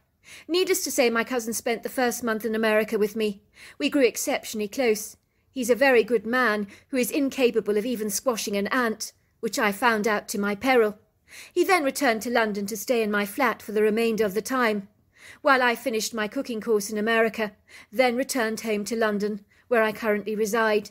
I have opened my thriving coffee shop in High Street, Kensington, but I am proud to lay claim to the fact that I'm half American, for it is a remarkable, noble land. I also feel privileged to be privy to such a remarkable Bigfoot story, a creature not commonly known by many Brits, so I feel like I'm in on the secret. So there you are. That's my story. Dear Sarah, and all your lovely listeners. It was like any other ordinary day at the farmhouse. Nothing stood out in particular like a red flag, warning me that this day would be different to any other. Nor did I have an intuitive sense of foreboding, or even a faint inkling that something would go terribly wrong. Granted, the weather was cooler, A lot cooler, but that was to be expected at this time of the year. Summer had melted away as adroitly as butter on a piece of steaming hot toast, merging so swiftly into autumn in a matter of days, so seamlessly, without effort or struggle. At this time of the year the bluegrass state was enveloped in a kaleidoscope of fabulously rich colours, textures and shapes. The golden red russet hues of the large oak and red maple trees contrasted so vibrantly against the verdant rolling hills. It was hard not to be transfixed, beguiled, completely mesmerised by the extreme beauty. I had woken up this morning, swathed in the comfort and luxury of my plump goose-down duvet, mindfully aware that I was all on my own. My bedroom felt like a large empty box, with the exception of the lively presence of my golden Labrador Juno, who was nuzzling my feet excitedly, as he sensed that activity was forthcoming. At long last his mummy was finally getting her lazy body out of the bed. He had been waiting for far too long, as his dark eyes conveyed an eagerness to get moving. I glanced to my husband's side of the bed. It was empty. No wonder I felt so alone, as when my husband was not in the bedroom, I could feel it. When he was here, I felt swaddled by the pleasure of his presence, for he filled the entire room with his warm energy. I missed him when he wasn't here with me, as he was my very best friend. I knew he would be out bracing the feisty elements at the first light of dawn, as the wind punnelled against the gutsy duo, as he and his beloved horse Night Rider galloped gallantly down the hiking trails, with an incredible fluid grace and finesse that I'd always admired. Many had commented about. My husband and his horse were inseparable. Theirs was an extraordinary relationship, born about from an unfailing trust and devotion that had entwined man and horse into a unique bond. I smiled happily to myself as I thought of my husband jubilantly embracing the fresh air on this lovely, invigorating morning. I knew he would be having a fabulous time on the horse-riding trail. I would have joined him myself, but I had injured my ankle recently, so riding was off limits to me regretfully. I felt a brief flush of envy sear through my spirit like a sharp knife. How I wished I could be with him now, with the wind blowing in our faces, Juno happily running behind us, wagging his tail, letting out a series of appreciative woofs. I dawdled over to the closet, pulling out some old comfortable clothes, dressing in a scruffy pair of jeans and a sweater, along with a pair of sneakers. I trotted down the oakwood staircase with Juno trailing behind me, his exuberant tail thrashing into everything. Over the years his tail had been a deadly weapon in our home, as he had valiantly succeeded in breaking the glass tabletops on our coffee table numerous times, along with several glass vases filled with flowers. As I entered the kitchen I put the kettle on the range, while I poured some dog biscuits into Juno's silvery dog bowl. He was crunching into his meal with gusto, looking up at me with appreciative doggy eyes. It was a wonder that he could taste anything, eating at such a fast speed. Unlike my husband Ted, I wasn't interested in coffee at all. I was a tea person, who loved to start the day with the quintessential cup of strong tea. I'd lived in this farmhouse for over 30 years now, with my husband. We'd raised our 2 treasured children together, a girl and a boy, who had shared our home with us, and put their indelible mark on this place, even though regretfully they'd left home in recent years. But their ghostly ethereal energy, rather like the veins of a leaf, was submersed in the heart of our home, that had soaked up the vibrancy of their childhood like a sponge, so their vigorous childlike vibrations and impressions were seared in the wooden panels of our home, and wafted over our home like an infusive fragrance, even when they weren't here, for I always felt as if they were. Rather like your dog's body smell on his special blanket that absorbs the odour of him, and even the shape and contours of his body from where he slept in his basket. It was like that, I guess. Our farmhouse stood proud and tall, like a glistening white jewel against a backdrop of vibrant green countryside, that like a vast, undulating, viridescent ocean stretched out for an eternity. It was a standard, symmetrical square building, with 3 perfectly aligned sets of windows and a central front door, along with a wraparound porch that affectionately hugged the entire house. I sat down at the oakwood kitchen table, suddenly aware that I wasn't alone. A strange man had just walked into my kitchen, without even having the decency to knock first. I mean, who does that? Juno sat up in surprise, eyeing the stranger warily through his dark eyes, emitting a low growl. He stood there for a moment like a ghost staring at me, the man, I mean, with a bemused expression upon his face. He was dressed in riding breeches and boots. His face was long, his jawline square. His eyebrows reminded me of black caterpillars that framed his deep-set dark brown eyes. Who was he, I wondered? I'd never seen him around here before. More to the point, what was he doing in my kitchen? Should I be afraid? It seemed like the curious man was tongue-tied, or suffering from lockjaw, as for several long seconds that seemed to last a lifetime, we stared at each other in an awkward silence, neither of us saying a single word. The man coughed, very uncomfortably. Then finally he spoke. I noticed that his whole demeanour was flustered. It seemed like he was visibly shaken. Was something wrong, I wondered. "Are you Penelope Burglass?" he asked me. I nodded. I am her. "I'm sorry to barge into your kitchen unannounced like this," he stammered for a moment, as if looking for the right words, struggling to find them. Finally he said, "Your husband, he's had a nasty fall from his horse, I'm afraid.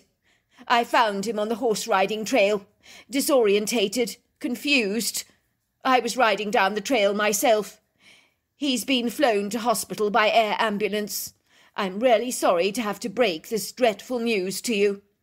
"Is he going to be all right?" I asked, a chill running down my spine, as I let out an audible gasp. "He was in a bad way. He's still alive. I think you should get to the hospital as soon as possible. I can take you there if you like. My name's Eric, by the way." "No, it's fine. Thank you, Eric, for your gracious offer, but I'll go there myself." I didn't need much encouragement. I grabbed my car keys in haste, dived into my truck, driving swiftly to the hospital, my feet pressing the accelerator pedal down a little too ambitiously. The traffic congestion was horrendous. Why did it always have to be so bad like this when you were in a tearing hurry?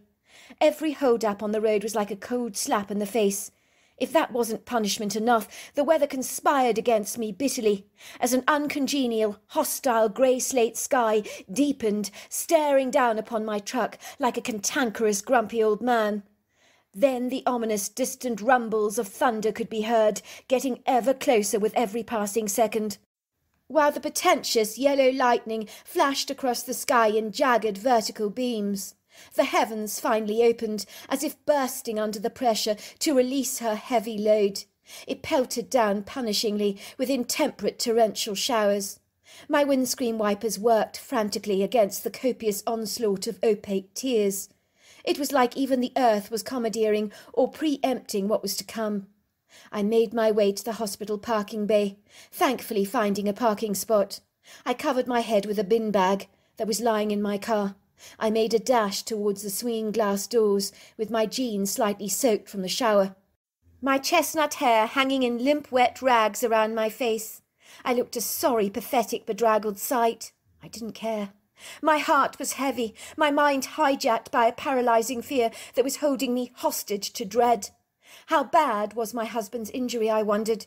If there was one thing I knew about horse-riding injuries, a knock to the head was one of the worst injuries you could ever sustain. This was why riding hats were always conscripted or commandeered. But even they propounded no guarantees. Even they could roll off a rider's head. Finally I was standing over my husband's hospital bed, staring at him with an expression of unsullied consummate horror on my face. It would seem he was attached to every conceivable mechanical device known to man. I didn't recognise him any more. In truth, his appearance was worse than I could ever have envisaged. Could falling off a horse really result in injuries like this? My husband looked like he'd been unmitigatingly run over by a 10-ton truck. "Hello, are you Mrs. Burglass?" I was asked by a doctor wearing a white jacket with a stethoscope dangling over his neck. I nodded. "Yes, I am." "I'm Dr. Morris. I'm very glad to inform you that your husband is stable now, but he's been badly beaten up.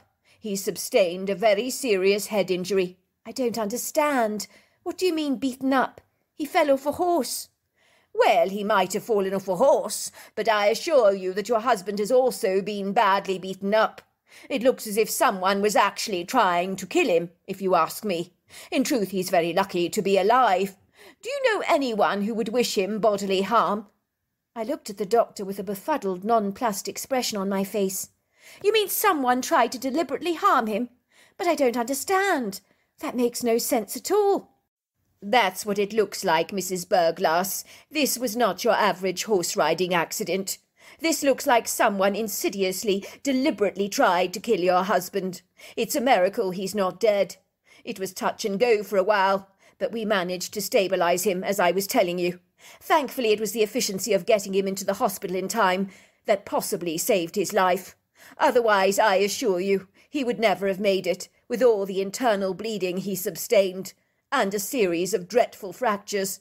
It appears some of his ribs have been badly shattered, an injury that will ultimately cause him a great deal of pain, but that can be managed with pain medications.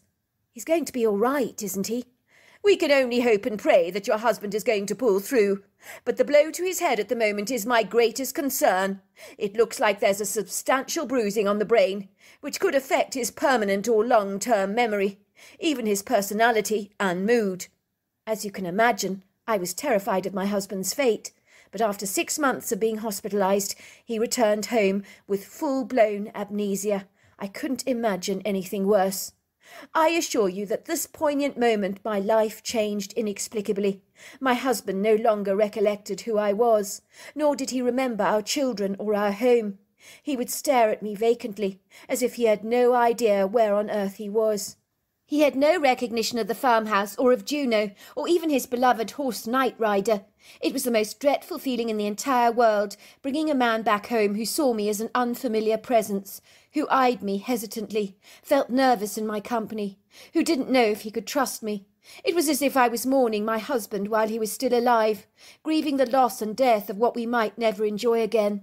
The vast collection of treasured, cherished memories, the first time we met, our wedding day, the birth of our children, the holidays abroad, the seaside adventures, the Thanksgivings, Christmases and birthdays, and of course the most precious memories of all, the daily routines of life, the gestures of nature that lift up our spirits, elevate our mood, inspire our sensory appreciation, make our lives taste so much more delicious. A romantic walk in the woods, a bird on a wing, a butterfly on a flower, Night Rider galloping in the field, Juno chasing a rabbit, the glimpses of brief seconds shared together, celebrated but now forgotten, lost, expunged, and abandoned by his failing memory that had deserted his understanding like a treacherous, disloyal friend. It hurt me so much, as I loved this man with my entire heart, but his feelings towards me were as empty and as hollow as an egg. Would the flame of our precious union ever be revived, ever resuscitated and restored? Even Dr. Morris could not answer that question. No one could. Sometimes the brain was resilient, could bounce back like a buoyant beach ball. Other times it might not be so obliging in that regard. It was all a waiting game. Patience needed to be recruited, a positive attitude employed, compassion and sensitivity engaged. The thoughts were whirling around in my head, along with so many unanswered questions, hundreds of them. Would we now live together in our home? Like two blind, unwieldy strangers stumbling around awkwardly in the darkness, rediscovering each other all over again, making brand new memories together. What if he didn't like me? When he got to know me again, and vice versa? What if the damage was so severe to his brain that he no longer connected with me in the way we had always done before? I had heard of brain injuries causing major personality shifts. Would my husband be like a different man? I knew I couldn't bring this man that I'd known for 30 years back into my marital bedroom suite. That would be an infelicious, presumptuous and inexpedient thing to do. I had to treat him like a guest. It was thorny for me to do, but it had to be done. The hardest thing of all was for me to tell my daughter Adele that her father had suffered a brain injury, that he might never recover his memory. Adele absolutely adored her father. They were incredibly close, so I had to warn her that her father was not the same man he was when she last saw him 8 months ago. I was inviting Adele and her brother Jack to a special celebratory lunch now that I felt assured their father was ready to be reintroduced to his children again. The therapist had coaxed me to do things step by step, little by little, drip by drip, as throwing my husband into the deep end would be overwhelming for someone who's lost their memory. I want you to come over this weekend, Adele, I told her over the phone. But I have to warn you, your father is different. It's not going to be easy for you when he looks at you with a blank face. He does not remember you. You can't take this personally, sweetheart. You must remember it's a bruising on his brain. But he will get better, won't he, Mum? We don't know, sweetheart. We can't be sure. Your father may never be the same again, but we can make new memories again. He can get to know you all over again. Is it really as bad as all that? I'm afraid so, sweetheart. But we're going to have a nice lunch together, all of us, as a family again. Small steps, slowly but surely. Can I bring Gerard? There was a silence at the end of the phone. I drew in a deep breath. Me and my husband had never liked Gerard. We had made no secret about the way we felt about the man. We had seen how he had disrespected our daughter, belittling her and putting her down. We drew the line when one day Adele had driven to our farmhouse with a black eye in the middle of the night, bawling her eyes out like a baby. Gerard had punched her in the eye, beaten her up.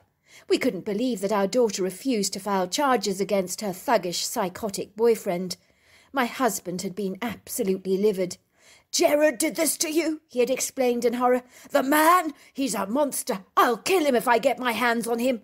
Somehow my influential husband had managed to persuade our rather reluctant daughter to end her relationship with Gerard. Thankfully she'd listened to her father's sagacious wisdom, hanging on to his every word. Now, just when I thought that monster was firmly behind my daughter's life for good, she was telling me they were back together again. My skin was beginning to crawl. I could hardly believe it. Could my daughter not see how recklessly impetuous it was to be in such an unstable relationship with someone so unhinged, unbalanced, and exceedingly volatile? Why was she willing to put up with an abusive, inflammable man who could erupt into a violent temper at any time, seriously hurting her? She had been raised in a loving family, where we treated each other with remarkable respect. Surely she had more common sense than to get involved with this crackpot. "Look, Mum, I know exactly what you're thinking, but Gerard's changed. I promise you he has. He's not the man he was once. He's not laid a finger on me again, Mum. Please, can he come to lunch? I really love him. We're together." What could I do? I reluctantly agreed. I didn't have much choice in the matter, did I? It was a very good thing I thought my husband couldn't remember Gerard. I knew he'd want to punch the man's lights out if he ever saw him again, as haunting memories of my daughter's swollen black eye would more than likely torment him, riling him up. He'd be sitting there with nostrils flaring, steam coming out of his mouth. It was on a Saturday when my daughter, my son, and my daughter's boyfriend Gerard arrived for lunch.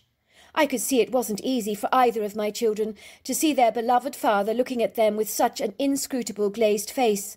But they both behaved as if everything was normal, but I could see the hurt in their eyes. We had a delicious roast chicken, with vegetables, gravy and biscuits. Everyone was talking away happily, but my husband kept looking at Gerard over and over again, as if he was haunted by the young man's face in some way. In a trice something in him snapped. He got up and began to attack Gerard. He pounced on the surprised, bewildered young man. He began to punch him fiercely. I remember reacting in astonishment, wondering if one of the side effects of my husband's brain injury was now violence. It was perfectly possible. It was a terrifying prospect. My daughter was screaming, "Stop, Dad! Please stop!" She was even slapping him, trying desperately to pull her father off her boyfriend. But the malicious Gerard started thrashing my husband back with his fists. This was getting completely out of hand. I'm delighted to say it was my son Jack that mollified the entire situation, putting a stop to the fight by pulling the two angry men away from each other, whose faces were now crimson with rage, as both men were clearly wanting to tear each other apart, like two rabid dogs. "Stop this now!" Jack screamed. "The both of you! Stop this now!"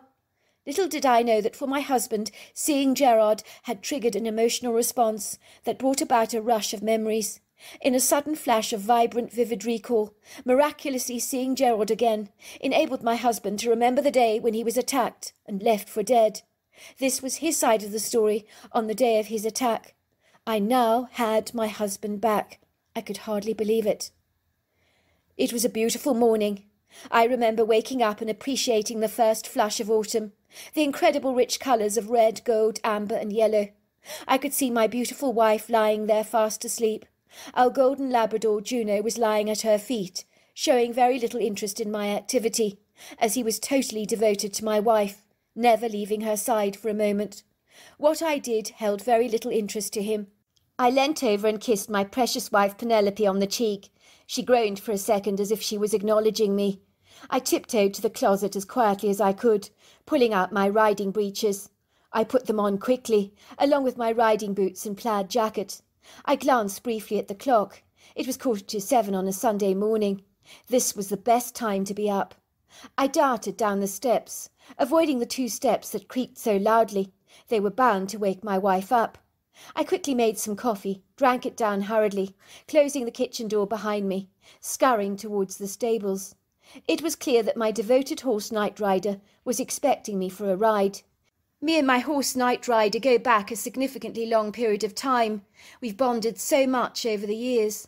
I bought him from a horse auction after I realised he'd clearly been badly abused. I saved him from ending up in the knacker's yard. In many ways he saved me too. There are times when the challenges of my all-consuming job in town had stressed me considerably. Night Rider helped to ease away the tension and ground me. We trotted across the meadow, down a long dusty road out of the farm gate, and took a right turn down a well-known riding trail that I frequented regularly. I gasped at the beauty of everything around me.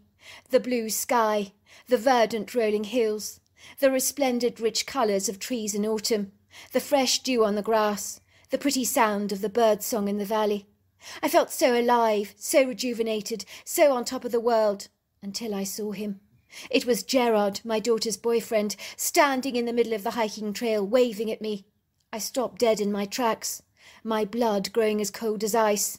This was the abysmal young man my daughter had been dating, who had degraded her, recently giving her a black eye. I would have gladly beaten him into a pulp within an inch of his life, if I had a choice in the matter.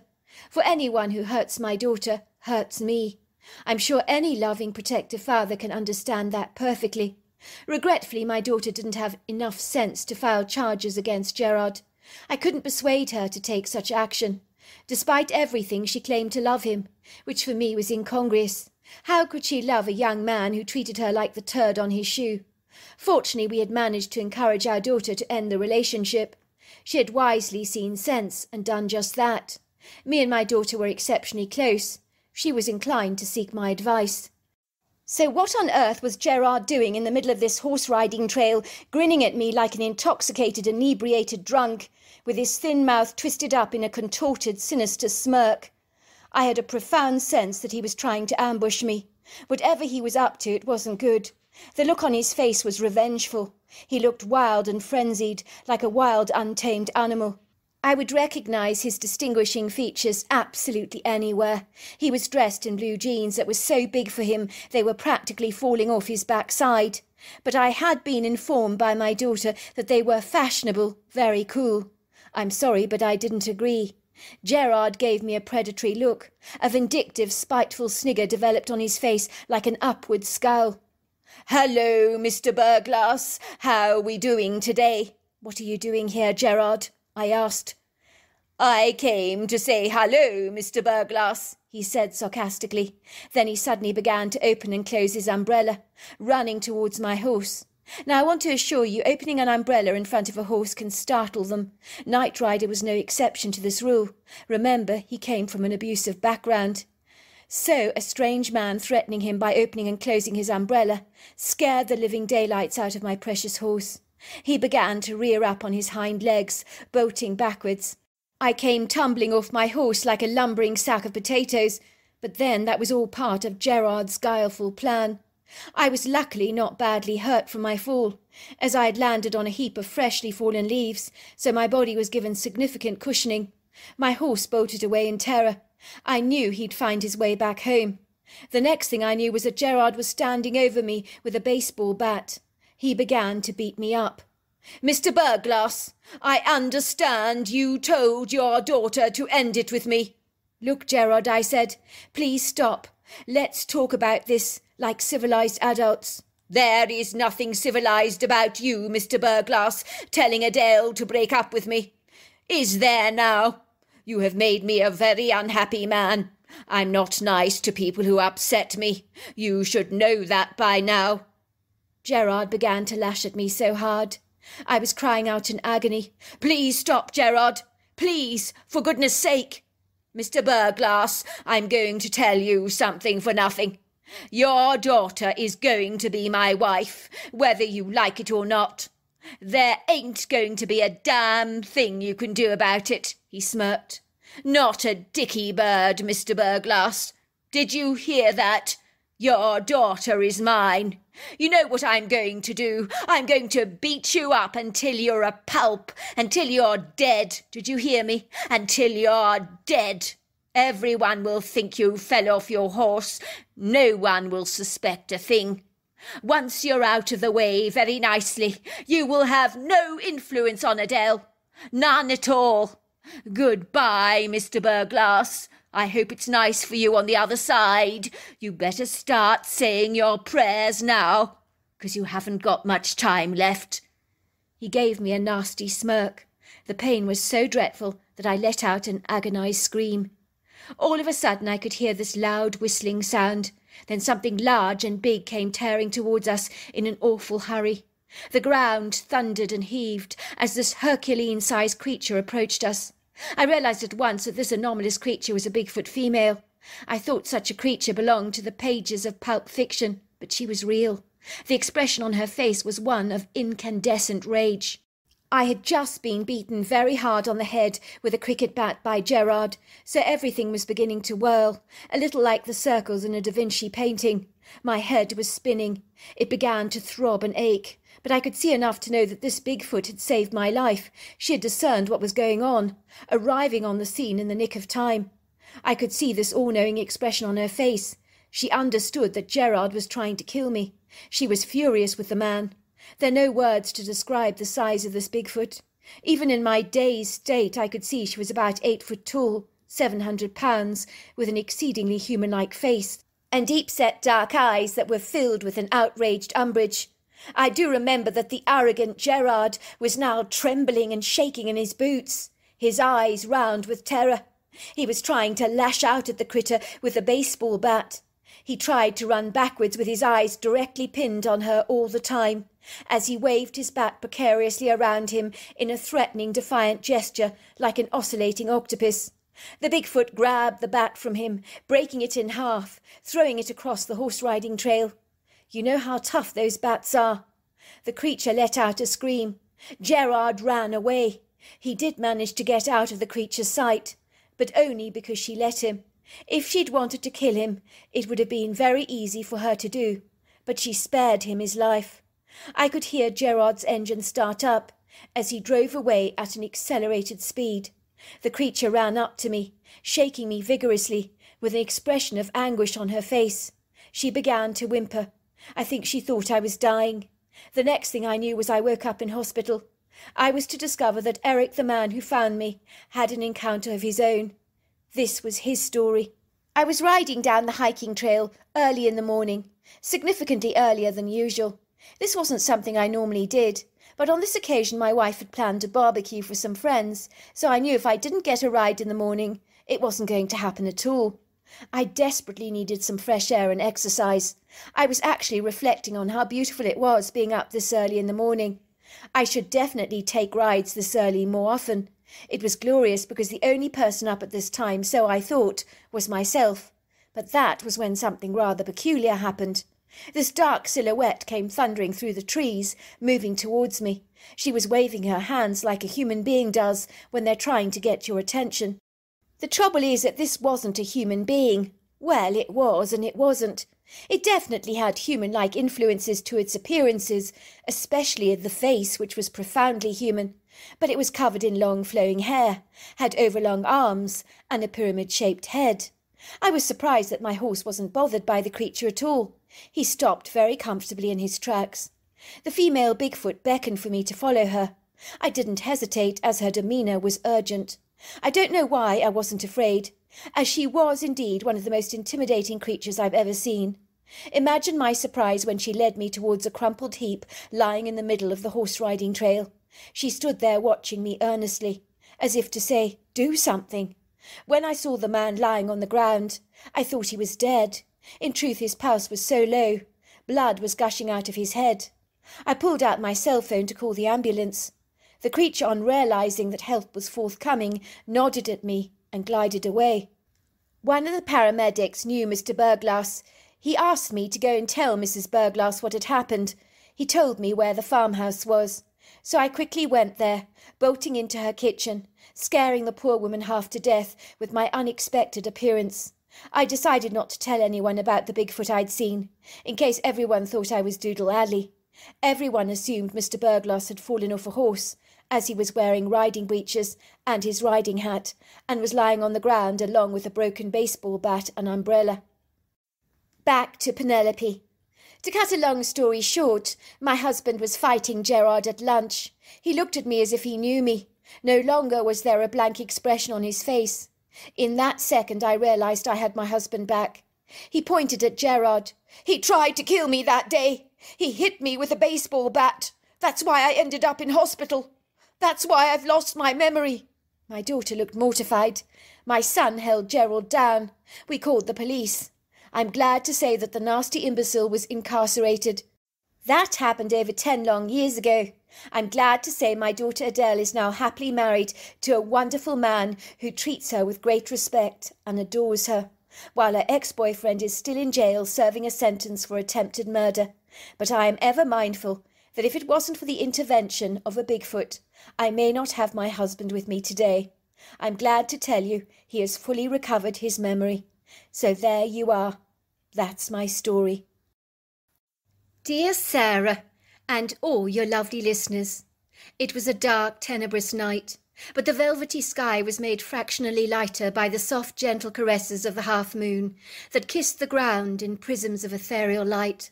Perhaps the stars, with their twinkling ensemble, also offered a measure of illumination, for they were certainly glittering like diamonds in the vast silken expanse of the firmament.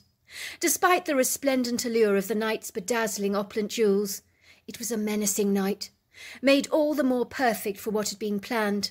But as Paul reflected on what he and Hank were devising, it was a horrible scheme that tweaked him in an implacable way, with a great deal of guilt. Hank's words rang in his head like a resounding bell. "Remember, she deserves it." As Paul reflected on what Maria had done, the anger bubbled up in the back of his throat. She did deserve it, he assured himself. Maria had made a fool of the both of them. At first, when Hank had approached him at the trendy contemporary a la mode bar on the corner of 2nd Street, offering to buy him a craft beer, he had accepted graciously. As for some unfathomable reason, he thought he knew the man. He appeared strangely familiar. He recognized that face from somewhere. It was really bothering him. Where did he know him from? Then he remembered. Of course he'd seen a picture of him on Maria's fridge. It was a glossy photograph of Hank and Maria together holding hands like two lovebirds, looking at each other through besotted, smitten puppy-dog eyes.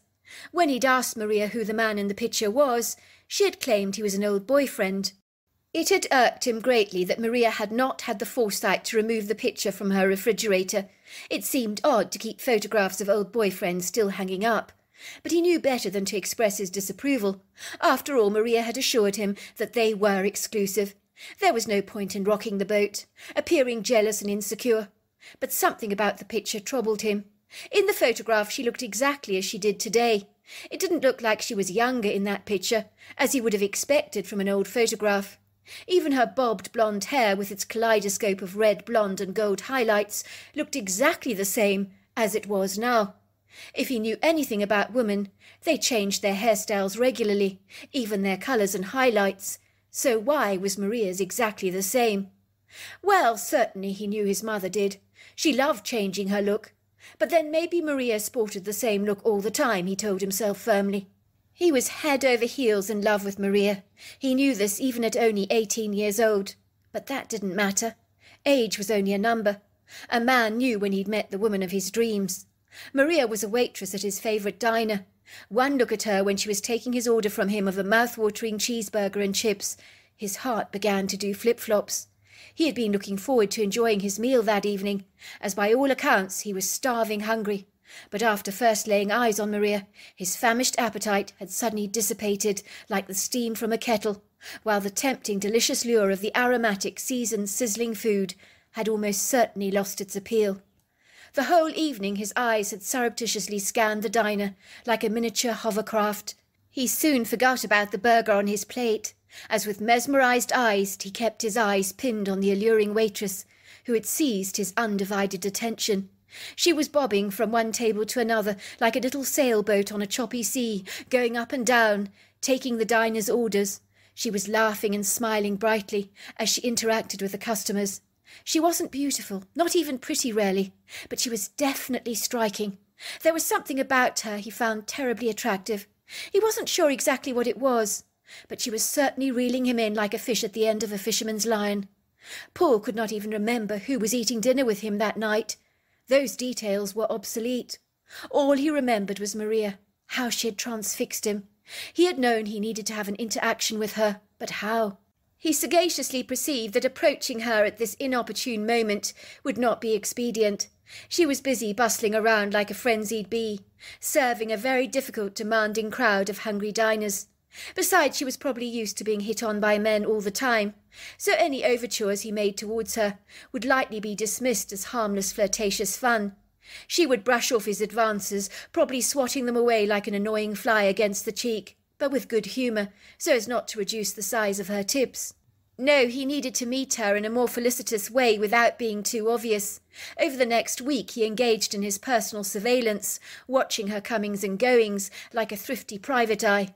When he saw her going into the bookstore, this was his auspicious opportune moment to pounce on the unsuspecting woman, with the grace of a true seasoned gentleman. It had worked like a providential dream, with a bit of serendipity thrown into the works for good measure. It had turned out better than he could have ever anticipated or even envisaged. Maria had been looking through the fictional book section in the store, with its floor-to-ceiling bookshelves bursting with books of every kind. She was flicking over the pages, testing the book's desirability, which was something she always did, by skimming through the first few sentences of a novel. If she liked the flow and sequence of the author's words, she pretty much conjectured that this would be a book she could possibly enjoy reading. It needed to speak to her in a relatable language that she understood. Paul had boldly approached her, asking her if there was anything she recommended him reading. She had looked up at him in surprise, her green eyes locking in with his. For a moment it was like sparks whizzed between the two of them, like two bright sizzling sparklers that suddenly ignited. Paul was sure she'd felt it too, the electricity between them. "I don't work here," she explained.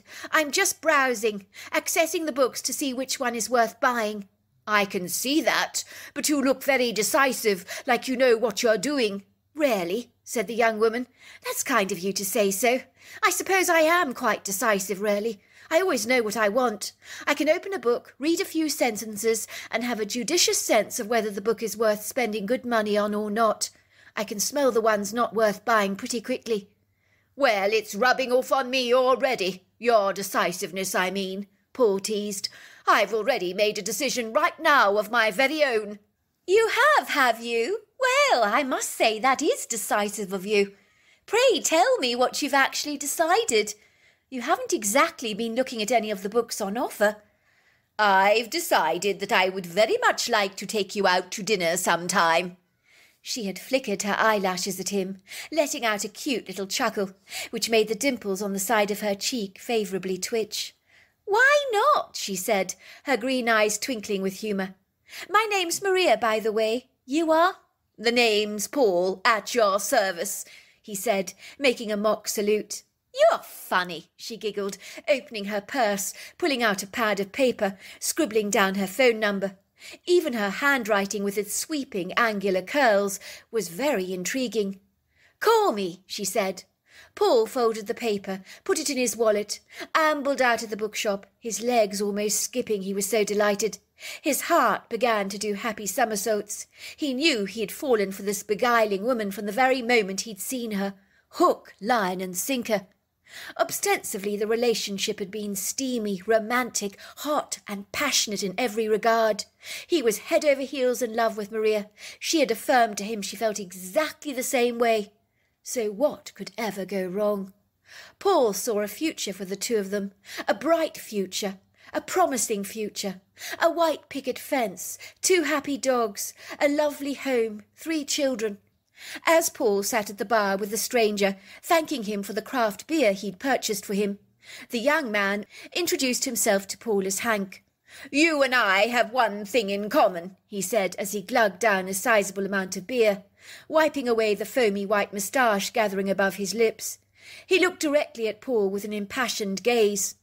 "We have Maria Forsyth in common," he said. "Oh, yes, that's where I know you from. I knew I recognised you, but I've now figured it out. I saw your picture on Maria's refrigerator. You're her ex-boyfriend. That picture was taken of the two of you when you were dating a while back."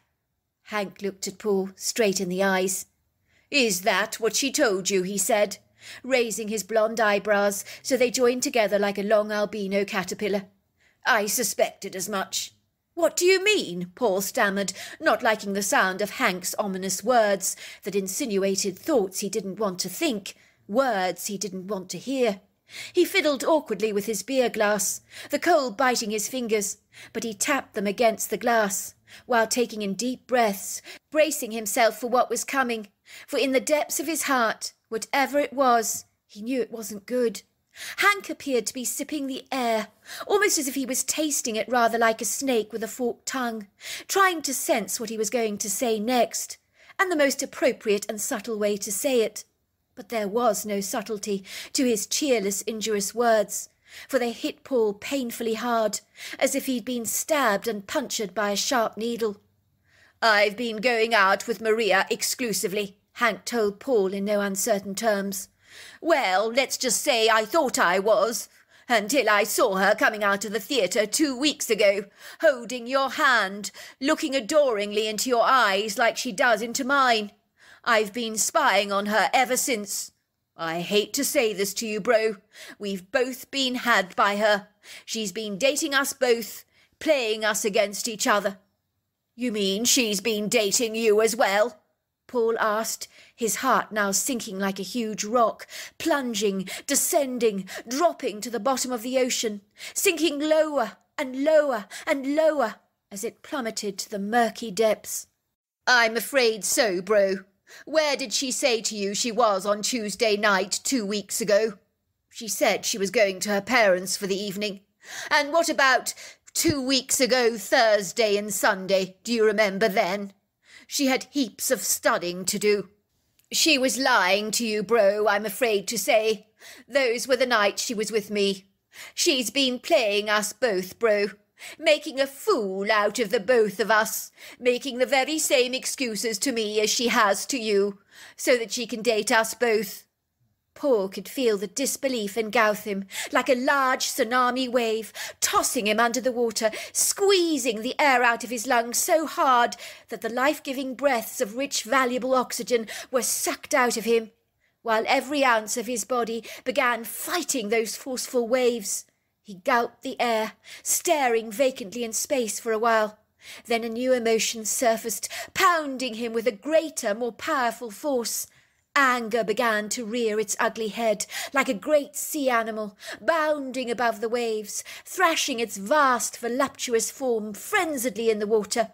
Never before had Paul felt the full gravity of such an incandescence that he did now. "I don't believe it," he said, staring at Hank in bewilderment. "But why? Why? She told me we were exclusive. She promised me we were. She told me she loved me." "Of course she did. She told me the very same thing, the little hussy. It's time for us to get even with her. No one has the right to make a mockery out of us like this." Paul was struck by how calm and controlled Hank appeared to be in the circumstances, when he was physically seething. "I can't believe you're not angrier," he said, staring at Hank in amazement. "I feel like I want to knock the stuffing out of Maria's sails." "Of course I'm angry, but I've had time to get my head around her betrayal. You haven't, so it's hit you harder right now. I was there where you are a few days ago, trying to soak in the true gravity of what Maria's done, to the both of us, of course." Me and Hank had subsequently made a plan to get even with Maria Forsyth, to teach her a lesson that she was unlikely to ever forget, to remind the little vixen to be very careful who you mess with. I was here now. It was dark in the cemetery. The untended grave stood crooked, contorted and warped, as the hands of time had not been generous to the old stones that were swathed in moss and lichen. The names of the deceased no longer legible on their surfaces, for the boisterous punnelling winds of the windy season, along with the heavy rains, had eroded away the names with remarkable efficiency, and judging by the long grass that surrounded the cemetery, the lack of any fresh wilting flowers on the grave sites, it was clear to any casual interested observer that this graveyard had long been forgotten, extinguished from people's minds. The long departed were no longer remembered, as much like their erased names on the tombstones, they too had been forsaken, abandoned and ignored. This was the quintessential place for tonight's prank, that would invariably teach Maria Forsyth that playing around with two men's hearts, as if they're chocolate candies, is not a good idea, as melted chocolate can get very messy indeed. So Paul got to work digging a large grave. He was very pleased that it was a baleful, portentous night. It only added to the macabre atmosphere they wanted to create for maximum impact and dramatic effect. He glanced around the cemetery, staring towards a wood grove of trees that framed its outer perimeters. Mature trees, as old as the graves, majestic, proud and tall, penciling their long sturdy trunks into the dark sky, their verdant boughs dense and black on this gloomy bleak night. They seemed hostile, uncongenial, as the wind whistled and howled through the trees, and a powerful sense of foreboding gripped his heart with an incongruous sense of eager anticipation of what lay ahead this night. The ground was thankfully not too hard or compacted. The earth was amiably yielding the benefits of the recent rainfall that hastened his digging significantly with a speedy satisfaction. He stared at the grave he'd dug, smiling victoriously to himself as he reflected about what he was about to do. Was it vindictive? Probably. But Maria had been treacherous, cheating on the both of them. Some people might say, move on, get over it, bro. But this was the love of his life you're talking about, that had delivered a treacherous blow to his heart, had betrayed his trust, vanquished his dreams by her duplicitous acts, using the two men as puppets for her own pleasure, toying with their feelings, abrasively robbing them of their hope for the future. For both men had been certain Maria was the one for them, but like mirrors their dreams had been shattered into thousands of shards. Revenge was a dish best served up cold.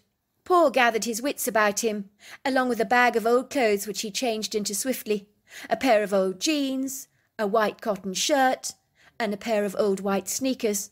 Then he found the sharp knife, along with the stage paint labelled fake blood, and white make-up to drain all the colour from his face.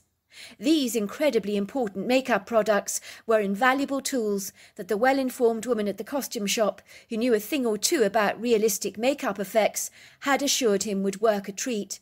But you must use the correct kind of blood. It had to be brownish red in order to achieve the right effect. Paul covered his clothes with blood, spattering his white shirt liberally with the product, so he looked as if he'd been brutally stabbed and murdered with the knife. He then placed the knife strategically on the ground, covering it with the red liquid. It was after he'd prepared the masterful make-up effects. He sat at the grave waiting and listening intently, his senses sharpened like a dog on guard duty, almost as if his ears were pinned forward. For a moment he thought he saw a dark shadow crossing his path, but he must have imagined that, he thought, as it vanished and disappeared into the shadows, and was gone. Then he heard Maria's musical laugh, and her garrulous chatter. Even from here he could hear her words. "This is so cool! I love graveyards. They're so spooky." Paul climbed into a grave, lying flat across the ground in a crumpled heap, the dried blood covering his white cotton shirt. Hank hastened his approach, as he held Maria's hand very tightly in his. The wind whispered, the boughs of the trees shook, while flickers of moonlight danced across the grave, where Paul pretended to be dead, putting on a first-class performance that would have fooled the most hardened sceptic. He kept his eyes wide open in a vacant, glazed look, remaining incredibly still. "I've got something to show you, Maria," said Hank. He led her towards the grave. "I noticed this man was hounding you, Maria, monopolizing your attention, stealing the quality time we have together. So I eliminated him for you.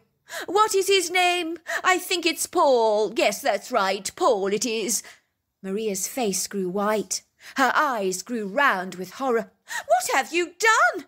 What the hell have you done, Hank? Are you stark raving mad? Are you sick in the head or something? You can't go around killing people like this."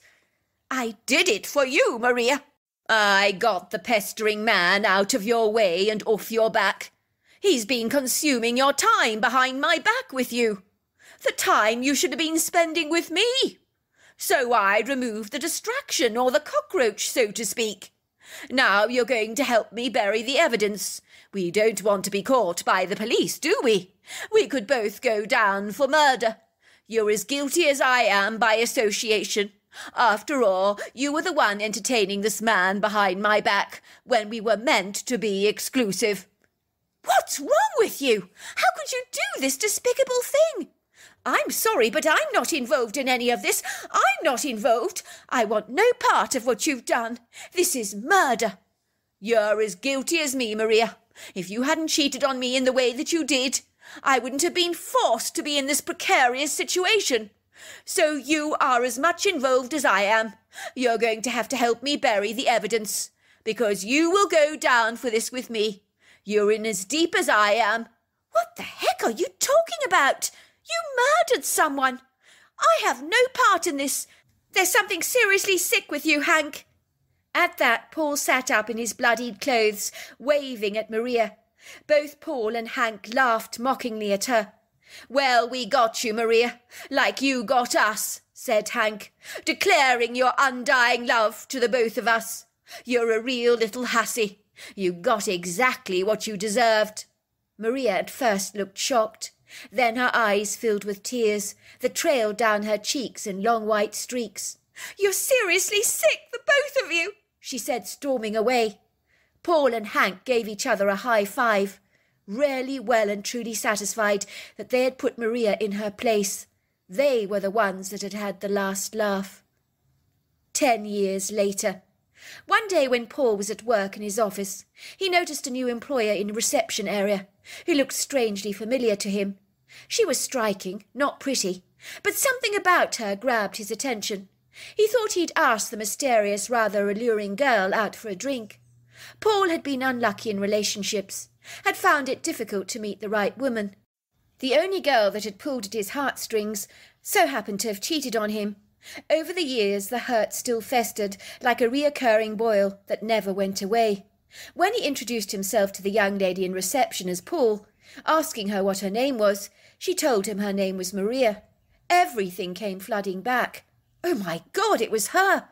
The same woman who'd stolen his heart when he was 18 years old. The haunting memories of being betrayed lingered in his mind. The bubbling taste of anger rose up at the back of his throat, all over again. Even after all these years, the raw emotions had not dulled in their intensity. Who would have thought that Maria would come thundering back in his life like this?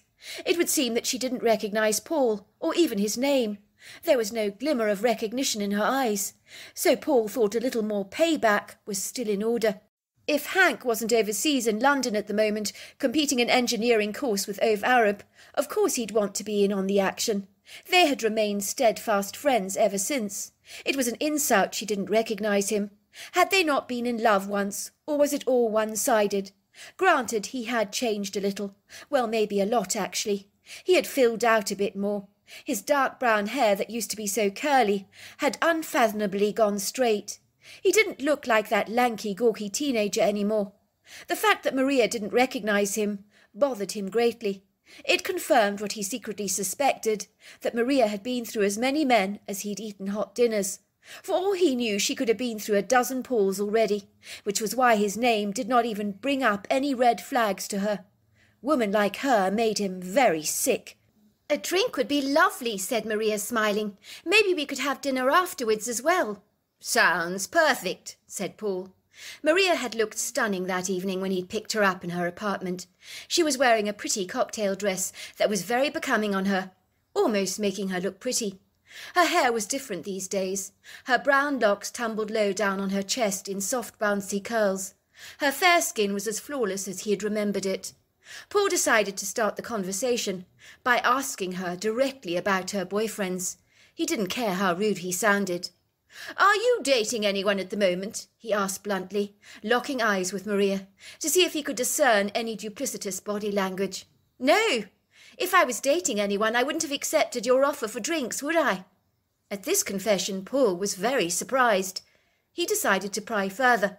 "I suppose someone like you has had lots of boyfriends," he said, testing the water of her reaction with a discerning eye, rather like a vulture watching over a dead carcass.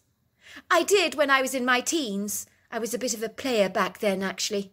I'm not sure why, but I messed around with a lot of boys. But, well, I've changed a lot since then. Not like that anymore, I'm not. I'm steadfastly loyal, possibly to a fault now." "So you weren't loyal when you were younger?" Paul asked her. "Heavens, no! I was a serial cheater, really bad. I'm not even sure why. It possibly was rooted in my childhood. My father used to blatantly cheat on my mother with hundreds of women. It was atrocious. He adored my mother.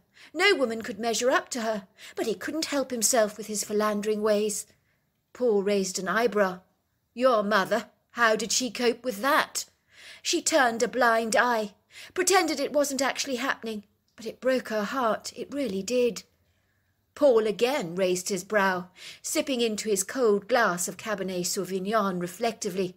"This is very good wine. Go on with what you were saying." "Well, when I saw my father's despicable behaviour, I swore blindly to myself that I would never, ever become like him. But guess what? In my late teens, I became exactly like him, hauntingly so. The very thing I despised, I had become." "So you've changed. How did that happen?" asked Paul, looking at Maria doubtfully, as if he suspected that she was lying to him. He could only hope the woman didn't recognise him, but nothing about her countenance conveyed that she did. "You don't want to know what happened," she said, flushing bright red. "It's not a story I care ever to repeat, but let's just say I got caught out. I was more than a little devastated about it, but it really put me in my place."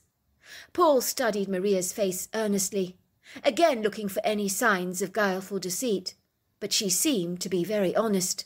Was he being fooled again?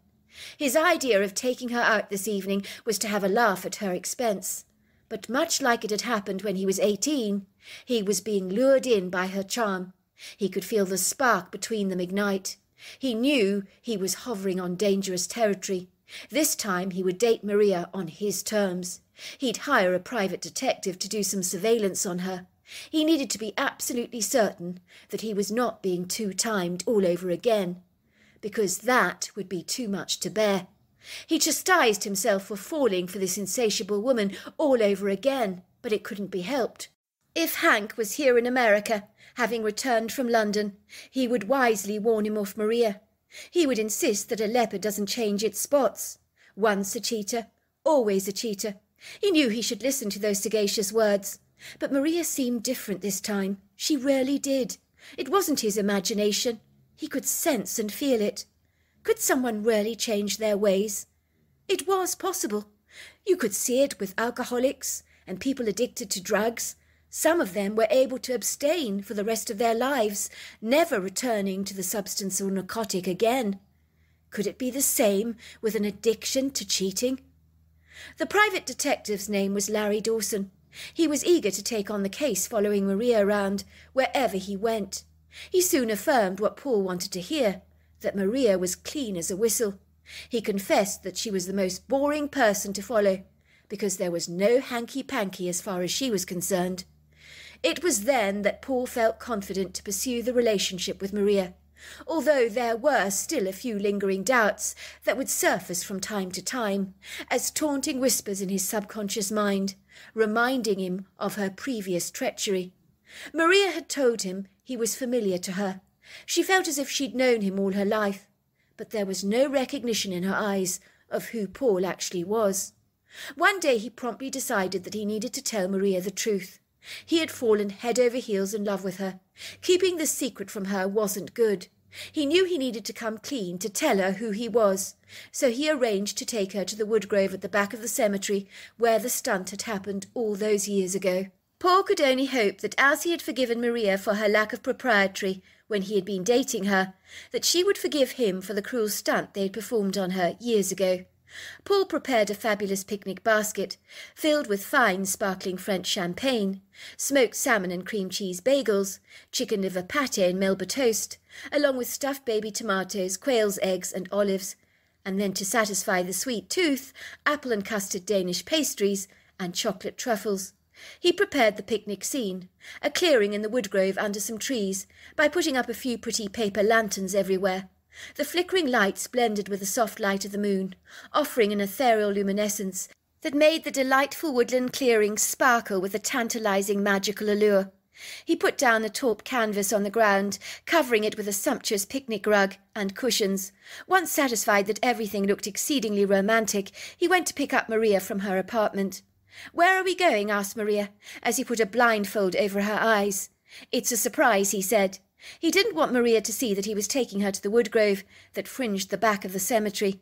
Once he arrived at the parking bay at the back of the woods on the edge of a dirt road, he led Maria by the hand, blindfolded, down a small portion of the trail. Then he pulled the blindfold off. She gasped in astonishment. "This is so beautiful! You did all this for me?" Paul nodded. "I brought you here for a reason, but I'll explain later. How about you sit down, make yourself very comfortable. I'll open up the champagne, shall I?" "Lovely. I'd love some." Maria's eyes twinkled with excitement. Tears glittered on the edge of her eyelashes. She looked moved, touched even. "This is so fabulous. No one has ever done anything like this for me before." That was hard to believe. A woman in her younger years who had been through a plethora of boyfriends. Surely she had been wined and dined at lavish places, he thought. Paul bit his lip awkwardly, pondering over the graveyard not too far away, inwardly squirming at the idea of revealing who he was to Maria. Still, it had to be done. He didn't want any secrets between them now.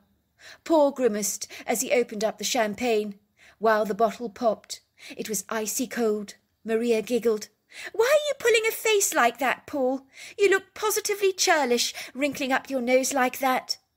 The winds rustled as the magnificent trees of the Pacific Northwest, the red elders, the crab apples, the white oaks, moved up and down in a bobbing seesaw-like motion, almost as if an invisible child was bobbing at the end of their boughs. The leaves susurrated while the wind whooshed, picking up its speed, but it didn't matter, as the trees that surrounded the couple picnicking on the clearing provided a perfect windbreak. The picnic was absolutely delicious, but Paul tasted none of it, for his mind was heavy with the weight of his worry. Supposing Maria never wanted to see him again after he revealed who he actually was. He didn't allow his thoughts to meditate on such a terrifying prospect. Finally, he summoned up the courage. They both put on head torches. Paul was going to lead Maria to the graveyard the back way. He gripped her hand tightly in his. It felt cold to the touch. "Where are we going?" Maria chuckled. "Wait and see," he said to her, guiding her down the earthen path, while a cool breeze brushed against their cheeks. The light of their torches cast soft shadows over the ferns and pretty foliage that graced the forest floor. For a second everything became very still, as the sounds of the crickets chirping, the frogs croaking, the occasional owl hooting, all but dissipated, vanishing from the forest, like migrating birds on the wind, disappearing from sight as they fly away. Everything was so quiet. The stillness had its own ominous sound, that even Paul could feel the prickles titillating the back of his neck, but not in a pleasant way.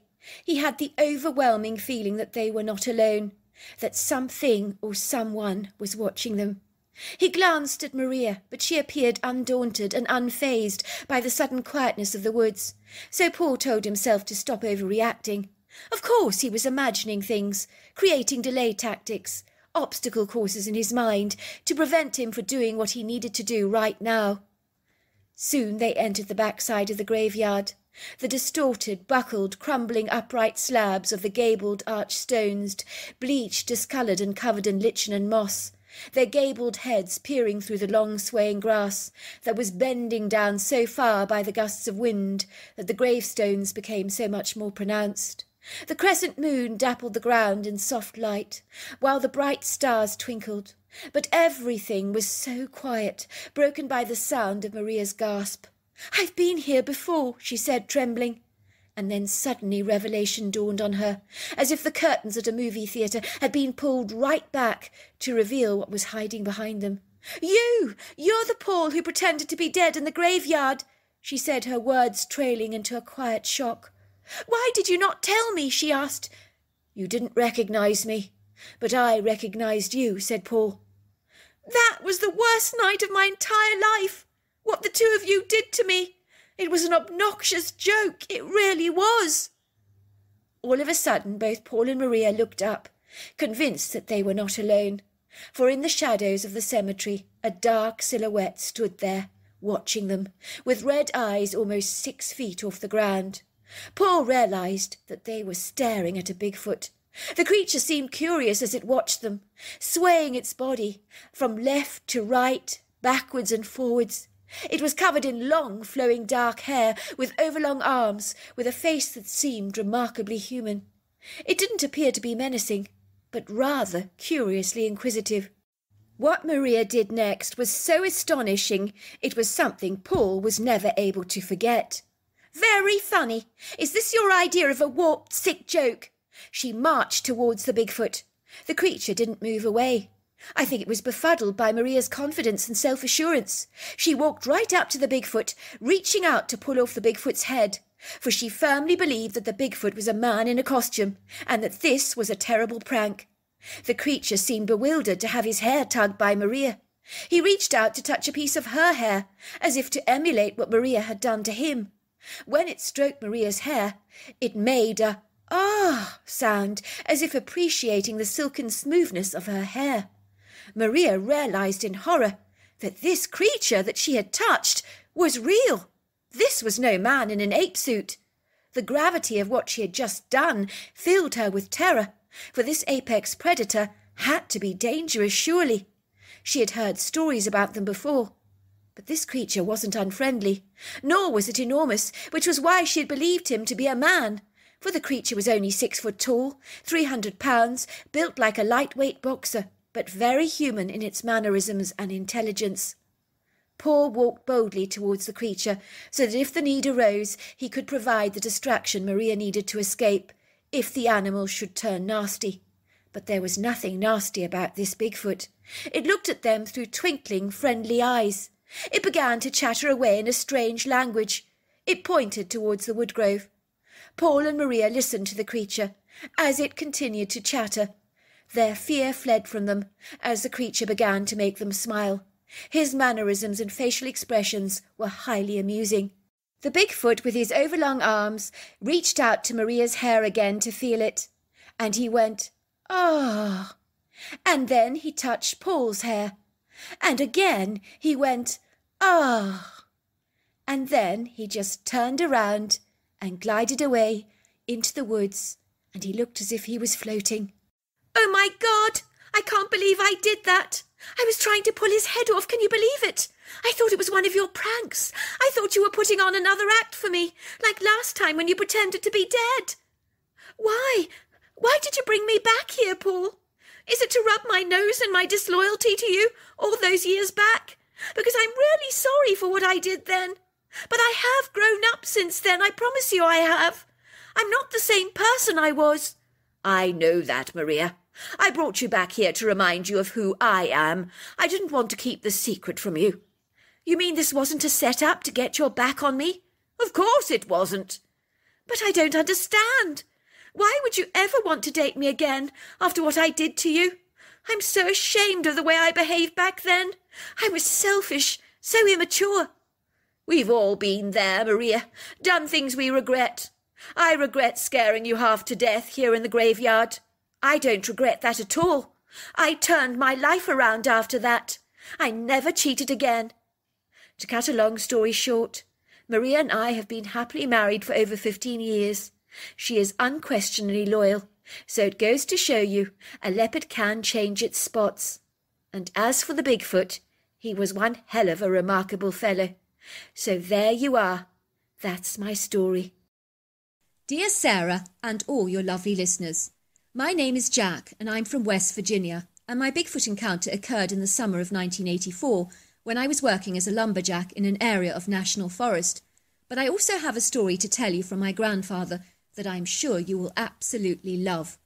I grew up in the 50s, and my parents and my younger sibling Patrick lived in a very spacious log cabin that was superbly built by my great-great-grandfather, who was an ingenious master when working with timber in those days, and he seemed to mould wooden beams together with such polished competence, like malleable putty in his hands, almost as if it was nothing.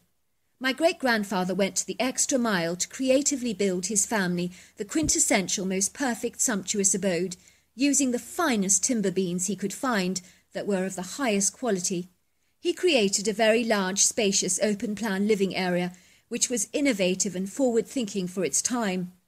I understand that the final finished masterpiece was the envy of all the locals in the area, as he had a natural flair of creating charming cabins that were aesthetically so pleasing to the eye and not just functional. Our family naturally inherited this expansive and spacious cabin, which physically was so stunning. It was stylized and decorative with a large wraparound porch that overlooked the most breathtaking and ravishing views. I can say this confidently and without any exaggeration, that this whimsical fairy tale-like cabin would have looked perfect graced on the cover of a box of the finest Swiss chocolates. Our pastoral cabin was nestled in the heart of a rolling green valiant valley that was flanked by dreaming forests that projected back for many miles. The whole vicinity was full of meandering streams and exquisite mountainous views, and was always teeming with an abundance of indigenous wildlife. Even though I grew up in the 50s during a time that we did not possess the technology that we have today, I don't ever recall a moment in my young life of ever being bored, as I believe my brother and I found so much to do, and were always very active playing in the woods and getting up to all kinds of mischief, typical of young boys of our age. The natural world was an adventurous, exciting playground for us that was full of daily surprises and intrigue that always made life eventful and exciting. I came from a long family line of lumberjacks, and growing up it was a given that my brother and I would also follow the family tradition of felling trees, which is without question one of the most dangerous jobs imaginable. I say that because despite your best efforts, sometimes a tree might not accommodate your expectations or fall where you painstakingly envisaged, and that is when accidents do invariably arise. I knew of people who had tragically lost their lives as a result, in this abrupt, random and atrocious way. It was especially tricky in those days, as we didn't have the modern tools that they invariably have today, that have forever made lumberjack's life a whole lot easier and more manageable. Yet even so, despite the advent of modern technology, the lumberjack still risks a very strong likelihood of experiencing a tragic accident, so it still remains a very high-risk industry indeed. Growing up, my brother and I adored listening to our grandfather tell us the most incredible, prodigious stories around the log fire at night. I still advocate today that nothing on this earth compares to a good story, and it easily outrivals any other entertainment medium on the planet.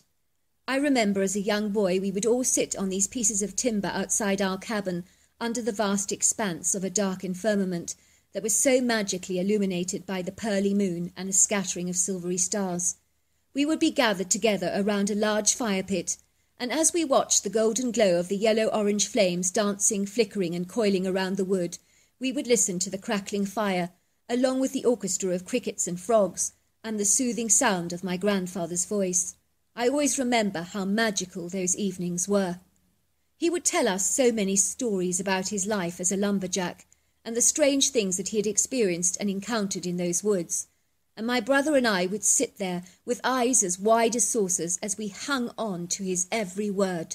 My grandfather said that one afternoon, after a hectic, arduous day of laboursome tree felling, he began to chop some firewood from the less desirable pieces of leftover timber to bring back home to his wife for the wood-burning stove. He suddenly heard this peculiar rustling sound coming from the undergrowth, and his attention was immediately alerted, as he felt pretty certain that something was watching him, but he was not certain what or who it was. As he began to look around the immediate vicinity, he could hear this childlike giggling that sounded like kids up to mischief. He felt certain someone was playing a trick on him, so he called out to his partner, who was a renowned practical joker, "Bert, I know it's you. Come out." For a moment the giggling stopped, and all was very quiet and placid. "Bert," he repeated, "quit the big act. I know it's you." Still there was silence, so he shrugged his shoulders and began to continue chopping wood. After what seemed like a long while, the uneasy, rather disconcerting feeling that he was being watched did not cease. Then very suddenly, like a bolt out of the blue, he discovered that something or someone was throwing acorns at him. They were hitting him so hard in the back, with almost perfect precision. Once again he heard the animated giggling. Every time he reacted with a look of heightened frustration and indignation, he was assaulted by a barrage of even more flying acorns, much like a dartboard being pounded by darts.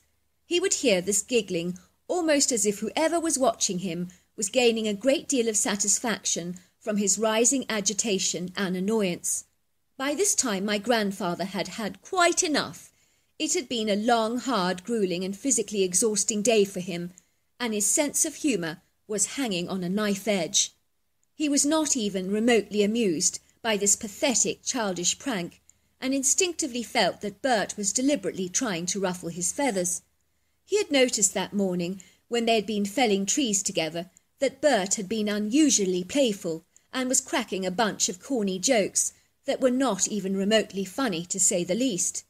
It would seem that the only person on this planet Earth that found Bert remotely amusing was Bert himself. "Bert, I'm not amused," he said.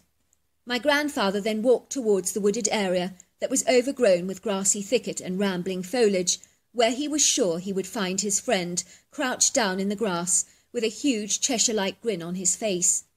As he ventured ever closer, he heard the scurrying of tiny feet, and that was when he saw them. He said that they were 4 little people, all of about 1.5 foot tall, who looked like they were fully grown teenagers. I believe they looked at him in alarm, as they were not happy to have been observed, and started to run away on their tiny little matchstick legs. It would appear that they were wearing animal skins on their bodies, and they had very white, pale skins, and hair that stood on end like a bird's nest. My grandfather eagerly ran after them, and he said they suddenly disappeared under this large fallen log that was carpeted in a thick layer of green moss. He was so blown away by what he had seen, and could not understand where these little beings had disappeared to so quickly and so mysteriously. My grandfather was to discover that many people knew about the existence of the little people, and from time to time they had indeed been spotted in North America, but no one really knew much about them. As my grandfather studied the area where they'd been running, he observed these tiny footprints on the ground, confirming that these beings were very definitely physically real. Still feeling a rather befuddled by the previous day, the following morning my grandfather studied the moss-covered tree trunk more clearly. To his amazement he observed a small long vertical hollow in the log, and so he thumped around the hollow with his hand, and then he found something soft. At first he retracted his hand very swiftly in disgust, as he thought he was touching a mouse. But as the creature did not appear to move, he reluctantly pulled the soft thing out. To his amazement he retrieved this perfect tiny little hand-woven basket, and a very small piece of fur clothing that looked rather like a little jacket, which he was sure belonged to the little people. It was a distinct possibility that they had used this hollow tree trunk as a hiding place, which was why they had surreptitiously disappeared from his sight so quickly and seemingly vanished into thin air like ghosts. Some superstitious people believed that it was a bad omen that my grandfather had spotted the little people, and rumours abounded around the local town that my grandfather would be the next lumberjack to sadly lose his life in a tragic accident. But I'm glad to say it never happened. My grandfather had also heard about the Thunder People, and had been warned by his own boss that should he encounter a Thunderman, that he was under no circumstances to share his experience or encounter with anyone.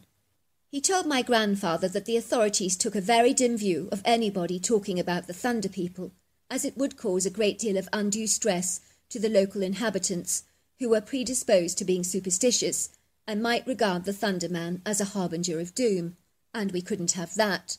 My grandfather was extremely vexed. He had no idea who the Thunder People were, and in truth he just thought the story about these weird-sounding people was just as erroneous myth, legend, or even superstition. But he was soon to find out how very wrong he actually was. One day, he said, after a long period of heavy rain where the ground was now very wet, he finally resumed tree felling in an area of national forest with Bert. It was then that they both discovered these enormous 17-inch footprints in the mud, and they were so shocked by their bizarre findings, as these footprints were not the making of a bear. My grandfather and Bert looked at each other in absolute horror as they placed their feet in these large footprints, and their feet were literally swallowed by the massive indentations. "What on earth made these footprints?" asked my grandfather. "It looks like we have a giant in our midst." He said that after observing these footprints, he and Bert became increasingly uneasy, because they sensed something colossal may be wandering around the forest, because something had clearly made those Titanic-sized footprints in the ground, and that was when my grandfather began to wonder if those footprints belonged to Thunderman. After several days of tree felling, one afternoon they heard the squealing of a sizable hog that had somehow got caught up and entangled in a thorny bramble bush and was trying to break free. Hogs are naturally notorious for not being the easiest things to catch at the best of times, so my grandfather was thinking that this would be an easy meal to take home to the wife, and he really quite fancied a hog roast for himself. I gather my grandmother knew how to make the best pork crocklet crackling, just so perfect, in addition to the sweetest apple sauce that you have ever tasted. As my grandfather was pondering all this in his mind, and salivating over the thought of a delectable roast hog dinner, he also began considering the best way to kill and retrieve the hog that was now making a huge commotion, as it appeared to be wrestling vigorously with the thorny bush. It also seemed to become more and more ensnared, the harder it tried to escape. Suddenly my grandfather and Bert heard this booming, thunderous sound that reminded him of thunder, and it seemed to be accelerating through the forest like a steam train on full throttle. My grandfather said that the sound was so utterly alarming and so haunting, with such a supernatural airiness, that it literally filled him with terror. He said he froze to the spot like a large block of ice. Suddenly they saw this gargantuan, dark, shadowy form racing through the undergrowth towards them. On closer inspection, they discovered that they were staring at a huge, hairy, ape-like humanoid that was covered in dense, short black hair, rather like a black cat with white markings. The creature had a white zigzag marking down its chest in the shape of a lightning bolt. My grandfather said that he was so petrified by the imposing-looking creature because it towered above them at about 10 foot tall, 5 feet wide, and easily over 1,000 pounds. My grandfather said he remembers that his whole body became paralysed, his hair stood on end, and he had a very strong urge to run away. But he said his whole body would not cooperate with him because he felt so powerless and incapacitated like a block of cement, so much so that he couldn't move a muscle. He told me he has never felt more helpless or vulnerable in his entire life. The hairy beast with its gargantuan shoulders and overlong arms lunged towards the thorn bush on his powerful, sturdy legs. My grandfather watched in total awe and amazement as the creature tore through the thorn bush with his humongous-sized hands and sausage-sized fingers, as if it was no obstacle at all. It was like the piercing, sharp thorns were of no hindrance to him. With effortless ease he dragged out this huge, terrified hog that was kicking and squealing for all it was worth. This hairy humanoid beast, with its cone-shaped head and Goliath-sized burly form, made the pig look like a soft toy in his hands. He took the hog by his back end and slashed its body so hard against the tree that the hog was killed instantly. Once he had killed the hog, he threw it over his shoulders and then looked towards Bert and my grandfather. It would appear that the hairy humanoid looked rather startled to see the two lumberjacks just standing there, and obviously he'd been oblivious to their presence all along. For a moment I believe Bert and my grandfather just stood there staring at the creature, and then it did the strangest, most bizarre thing. It actually pulled 2 of the hind legs off the back of the pig as effortlessly as a plum off a tree, and then it tossed one pig's leg towards Bert and the other towards my granddad. He then grunted as if to say, "I think you got a good deal there, since I've done all the dirty work for you." And then he glided away into the forest with a seamless grace and agility that was second to none. "What the heck was that?" was the first thing that Bert said once the creature had gone. He was trembling so much and shaking like a leaf. "I think that was a thunderman," my grandfather told him. Needless to say, my grandfather did indeed get a delectable, moist, juicy roast leg of pork, after all, served with delicious crisp crackling, apple sauce, roasted potatoes and cauliflower cheese, cooked by my grandmother just the way he liked it. He always wondered why the strange humanoid ape had gifted him and his friend Bert with this leg of pork, almost as an afterthought. My grandmother thought it might be because the creature believed that my grandfather and Bert had trapped the hog in the bush in the first place, so felt duty-bound to give them both a portion of the trophy as some kind of unwritten hunter's etiquette or code. My grandfather told his boss the very next day what had transpired, and the boss chastised him for talking about it. "I told you that you are not to talk about the Thunder People, because if locals get wind of these things, it will cause distress and upset among the people. I could also lose my job from my superiors if they knew we were talking about such things. Mind you keep that mouth of yours shut."